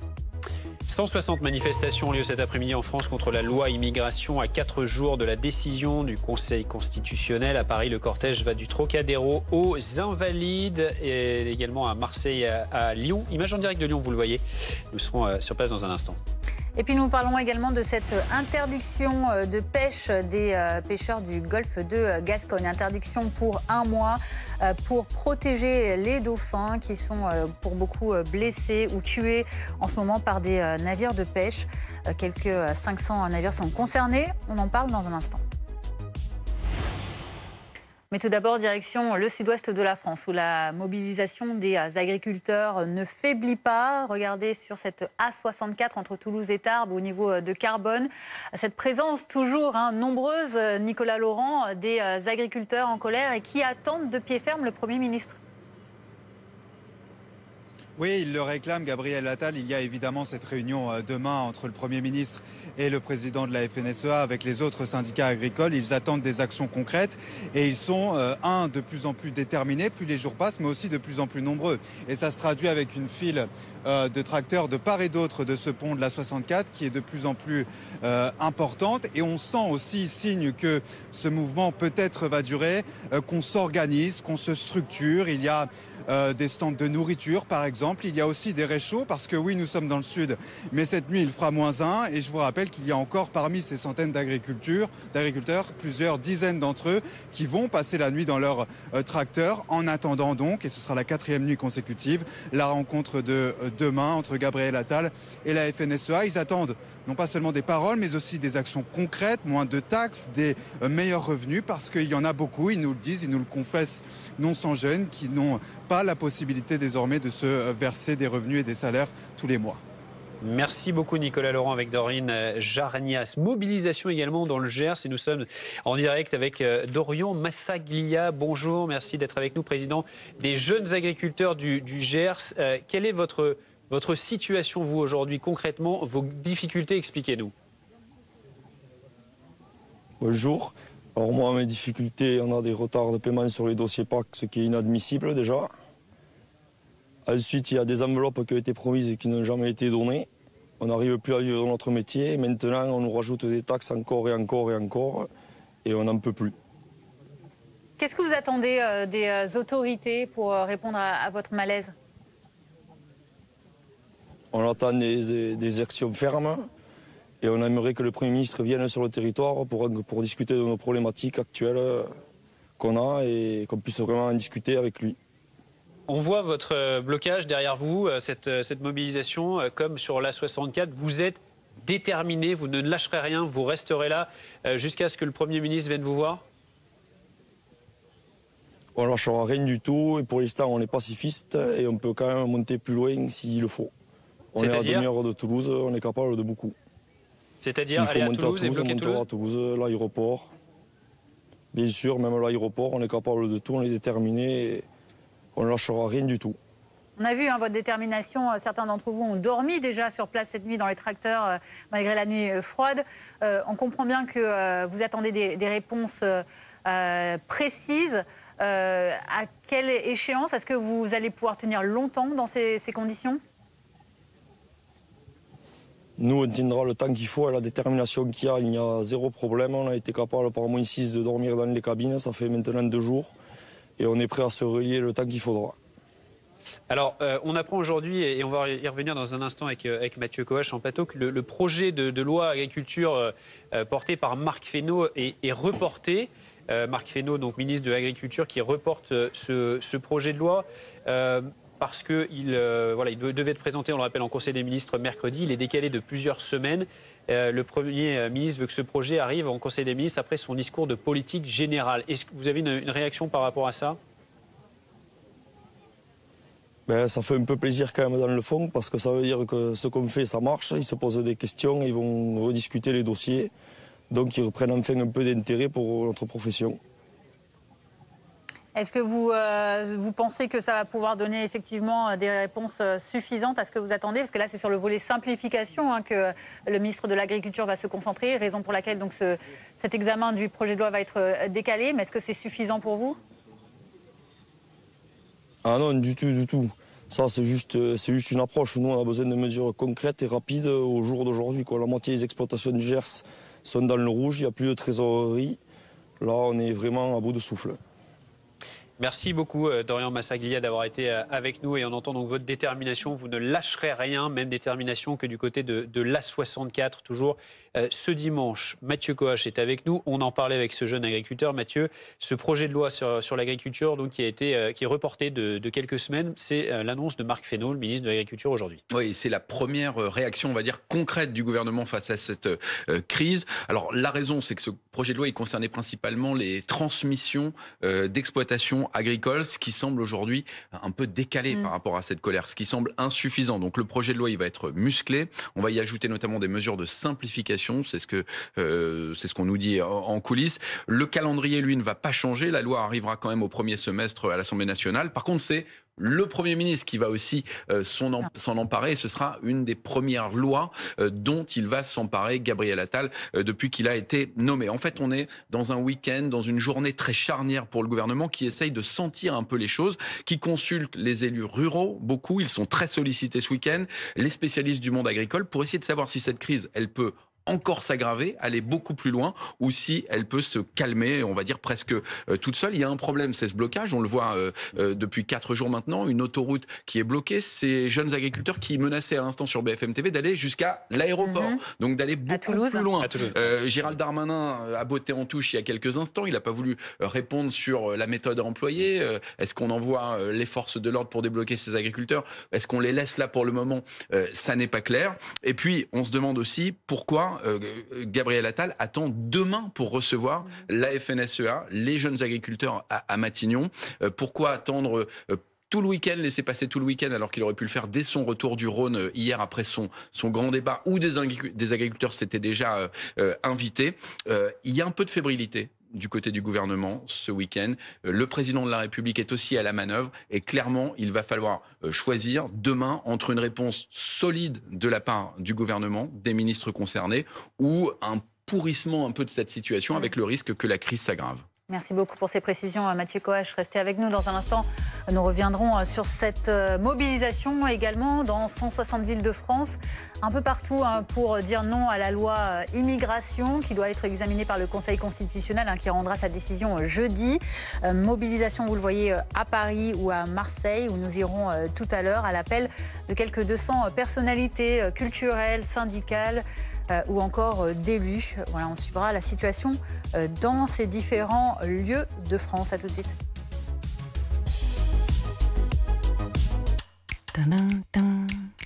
Vous connaissez la musique?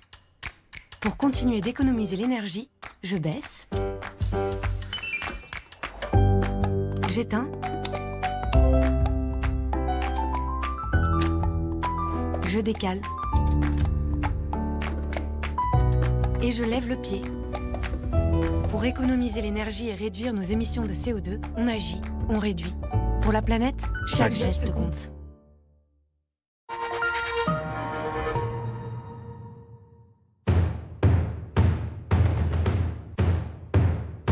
Avec les portes blindées Torchman Metal. Votre sécurité en toute sérénité. Si Ousmane replace une dernière fois ses protèges tibias, si Kylian répète toujours le même étirement après l'échauffement, si Randall écoute toujours le même son. Quoi? Non, rien. Si Lucas s'ajuste ses chaussettes au centimètre près, je crois que c'est bon là, Lucas. Et si Bradley prend toujours une gorgée d'eau avant de rentrer son maillot, c'est parce qu'avant un match, rien n'est laissé au hasard. Mais sur le terrain, tout peut arriver. Un pari n'est jamais sûr. Ne surestimez pas votre expertise. Parions Sport en ligne, partenaire premium du Paris Saint-Germain. Dors dans mes draps, reste un peu dans ce rêve. Le matelas à 369 €. But vos envies sans attendre.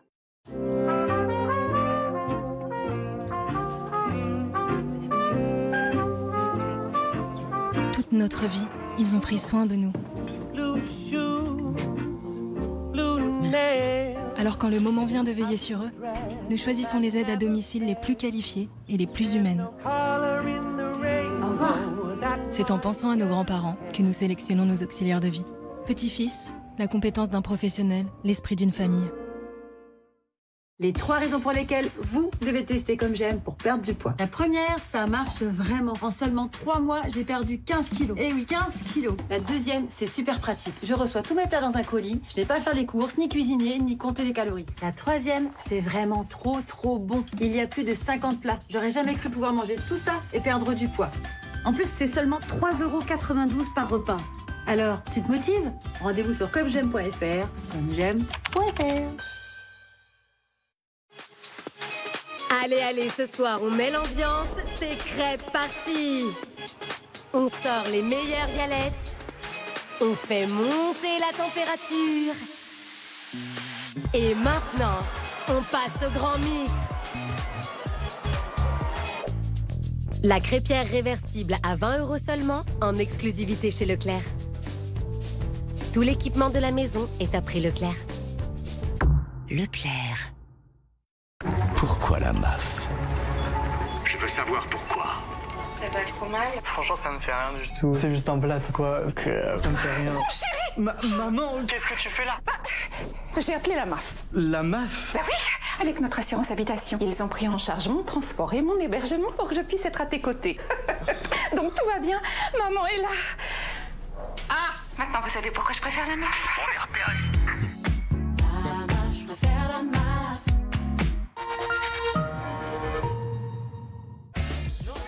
L'autre jour, je faisais mon quintet plus avec les potes.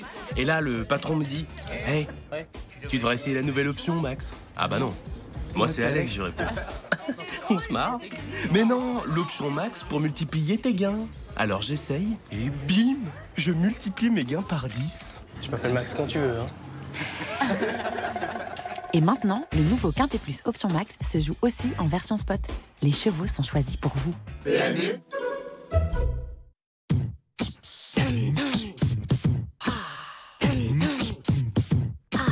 Exaspray cible et soulage le mal de gorge peu intense et sans fièvre. N'attendez pas. Exavite, Exaspray. Tout médicament peut exposer à des risques. Parlez-en à votre pharmacien. On cherchait un nom pour le livret d'épargne de meilleur taux. Mais avec son taux à 2,45%, boosté à 5,5% les 3 premiers mois, on n'a pas cherché longtemps. Voici le livret meilleur taux. Découvrez les machines à café L'Or Barista, compatibles avec les capsules classiques et XXL pour préparer 2 espressos en même temps, un café extra long ou un délicieux espresso. L'Or, sans doute le meilleur café du monde. Pourquoi choisir le nouvel aspirateur balai sans fil de Roventa? Pour son impressionnante puissance d'aspiration, la puissance de sa batterie, son intelligence. Les 3 à la fois. Mais c'est surtout sa flexibilité qui fait la différence. X-Force Flex de Roventa. Qui aime payer plus cher? Personne. Cette imprimante Epson est équipée de cartouches d'encre de la marque Epson. Ici, la même imprimante équipée de cartouches d'encre de la marque France Tonnerre. Est-ce que ça fait une différence? Non. Aucune. Même nombre de pages imprimées, garantie constructeur préservée. Ah si, le prix, 63 € contre 14 €. Intéressant, non? Vous comprenez mieux pourquoi 2 millions de clients, des particuliers et aussi des entreprises, achètent des cartouches de la marque France Tonnerre sur francetonnerre.fr, le numéro 1 français de la cartouche d'encre en ligne. Découvrez Un coup de dé, le nouveau thriller choc d'Yvan Attal. Qu'est-ce que tu fais là? Je suis venue déjeuner avec toi. Quitte cette fille. Tu veux que je me sente coupable? Ça me gêne vis-à-vis de Delphine. Tu t'approches encore une fois de mon mari, je te crève les 2 yeux. J'y crois pas une seule seconde. Delphine est incapable de ça. C'est qui alors? Yvan Attal, Maïwenn, Guillaume Canet, Marie-Josée Croze dans un thriller imprévisible. T'étais où? Tu la connaissais? Tu crois pas que tu me dois une explication? Si c'était lui qui lui faisait porter le chapeau. Un coup de dé, exclusivement au cinéma.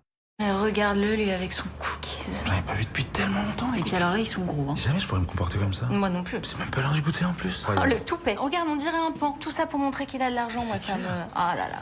Et en même temps, j'ai l'impression que si on en avait, nous, des cookies, on aimerait bien que tout le monde le voie. Ah ouais, carrément. C'est clair. Ouais.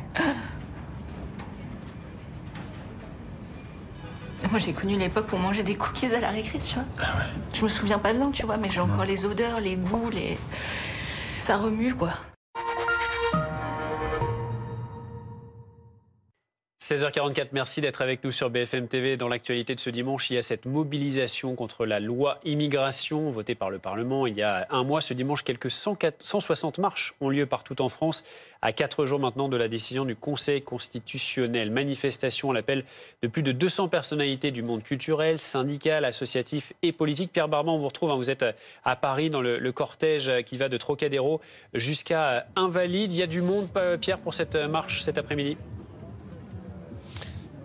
Oui, effectivement, il y a du monde. Le cortège, en tout cas, est arrivé ici aux Invalides et sur le pont Alexandre III que vous voyez derrière moi. On se rappelle des nombreux tumultes autour de ce texte et de cette loi immigration à l'Assemblée nationale. D'abord, la motion de rejet qui a été votée par le Parlement, puis son passage devant la commission mixte paritaire. C'est vrai que ça avait créé beaucoup d'énervement, notamment au sein de la population. Donc, il y avait forcément beaucoup de monde ici aujourd'hui dans les rues de Paris. Il y avait aussi quelques personnalités politiques, mais on a également croisé Jacques Toubon, l'ancien défenseur des droits, qui est fermement opposé à ce texte. Écoutez-le au micro de Laurine Velay. La préférence nationale, qui est contenue dans certaines dispositions, est une idée qui a été, mais il y a très longtemps, pas maintenant, pas cette année ou pas il y a 2 ans, il y a 30 ou 40 ans, est une idée qui a été effectivement inventée par des théoriciens ou des politiciens de l'extrême droite. C'est vrai. Et donc, aujourd'hui, on l'a bien vu d'ailleurs dans le vote de la loi, puisque les parlementaires du Rassemblement national ont voté cette loi. Ce qui est tout à fait étonnant, puisque d'habitude, ce genre de texte, ils sont toujours contre. Alors vous l'avez dit, des rassemblements comme celui-ci, il y en a eu partout en France, 160 au total, et ça intervient donc à 4 jours de la décision du Conseil constitutionnel qui doit donc statuer sur cette loi immigration. Merci beaucoup Pierre Barbin en direct de Paris, donc avec Adrien Fache pour BFM TV. Vous le disiez, de nombreuses manifestations On va voir notamment à Lyon, avec ce rassemblement également depuis la place Bellecour jusqu'à la place des Terreaux, en passant par la préfecture du Rhône. Manifestation autorisée. Le week-end dernier, il y avait entre 1000 et 3000 opposants à cette loi immigration qui avait battu le pavé. Ils étaient environ 500 au départ cet après-midi à 14h. Ils devraient être beaucoup plus nombreux que la semaine dernière. Vous voyez ces images également de BFM d'ici à Briançon et à Gap, où également les mobilisations ont été nombreuses dans les Hautes-Alpes. La veille, 250 manifestations s'étaient réunies à Digne-les-Bains, dans la même région. Dans l'actualité également, les pêcheurs du golfe de Gascogne en colère. Eux aussi, leur coup de gueule concerne l'interdiction de la pêche dans leur secteur à partir de demain et pour tout un mois. Une décision prise par le Conseil d'État pour protéger les dauphins présents dans le golfe et dont nombreux ont récemment été blessés ou tués par des filets de pêche. Plus de 450 bateaux de pêcheurs sont concernés par cette interdiction que certains contestent. C'est complètement dramatique et incompréhensible dans le sens où les scientifiques disent que la population des cétacés n'est pas du tout en péril, n'est pas du tout en danger. C'est une population qui est stagne, donc on ne comprend pas du tout cette décision. Et quand on projette de travailler environ 2000 heures sur le mois de février, 2 à 3000 heures, et qu'on nous annonce une baisse d'activité de 70%, c'est 500 heures. Donc il y a 1500 heures à organiser différemment, voire un recours au chômage partiel. On nous a demandé au mois d'octobre de monter les bateaux à sec pour ensuite percer les coques pour installer ces répulsifs à dauphins. Une fois qu'ils ont été installés, le Conseil d'État n'a pas approuvé la chose. Donc nous avons perdu du temps déjà pour installer ces pingers. Une main d'œuvre pareil qu'il a fallu payer derrière. Et au final, on se retrouve quand même bloqué malgré tous les moyens qu'on a su mettre en œuvre rapidement et efficacement. Et bonjour Philippe Garcia, vous êtes président de l'association Défense des milieux aquatiques. Que répondez-vous à ces pêcheurs qui se sentent lésés par la décision qui a été prise? Bonjour. Le pas en arrière qu'on leur demande de faire aujourd'hui, ça va être dans leurs bénéfices secondaires dans 2-3 ans. Et c'est ceux qui sont incapables de comprendre. L'état de la biodiversité marine est dans un tel état aujourd'hui qu'il faut nécessairement faire un pas en arrière, nécessairement arrêter de croire qu'on peut pêcher du 1er janvier au 31 décembre et que l'interdiction qui a été prononcée au nom de la sauvegarde des dauphins, en fait, elle va sauver la pêche, parce qu'elle va manifestement être favorable à la restauration de la ressource et derrière la pêche, ça sera plus facile et plus bénéfique. Ensuite, pour les manques à gagner, j'entends bien qu'effectivement, il va y avoir un manque à gagner immédiatement, là, mais je rappelle quand même que les indemnisations vont être portées à hauteur de 85% des chiffres d'affaires. Et donc là, je laisse le soin des économistes de dire que cette indemnisation, a priori, elle est très confortable. Donc on accompagne les pêcheurs et on va enfin démontrer qu'en pêchant moins, on travaille mieux derrière. C'est une première, cette interdiction de la pêche donc pour un mois dans le golfe de Gascogne. C'était indispensable. Expliquez-nous concrètement la situation de la capture des dauphins actuellement. Écoutez, les captures de dauphins, on n'a pas la vérité, puisque les déclarations de dauphins ne se font pas, en gros, puisque les caméras embarquées s'opposent à un refus frontal de la profession. Et donc, les chiffres de capture, ce qu'on a, ils sont déduits d'observations embarquées, qui sont toujours trop optimistes, pour des raisons faciles à comprendre, ou bien déduits d'échouages, qui elles aussi sont très indirectes, puisqu'elles dépendent évidemment, éminemment de la météo, et qu'ensuite, quand on trouve un cétacé échoué, il n'y a pas marqué je suis mort de la pêche ou je suis mort d'autre chose. Donc toute cette incertitude-là, elle est liée qu'aux seuls pêcheurs qui sont responsables que l'on ne connaisse pas le sujet aussi précisément. Et le jour, ils se mettront à déclarer toutes leurs captures accidentelles et ils accepteront de mettre des caméras embarquées, on finira par se mettre d'accord, je n'en doute pas. Merci Philippe Garcia, président de l'association de défense des milieux aquatiques, de nous avoir apporté votre expertise sur cette colère des pêcheurs du golfe du Gascogne, la colère également des agriculteurs. Retrouvez tout de suite BFM TV Story Week-end avec Karine Deménonville. Il en sera évidemment question. Bonne fin d'après-midi sur BFM TV. Bonne fin de journée à tous.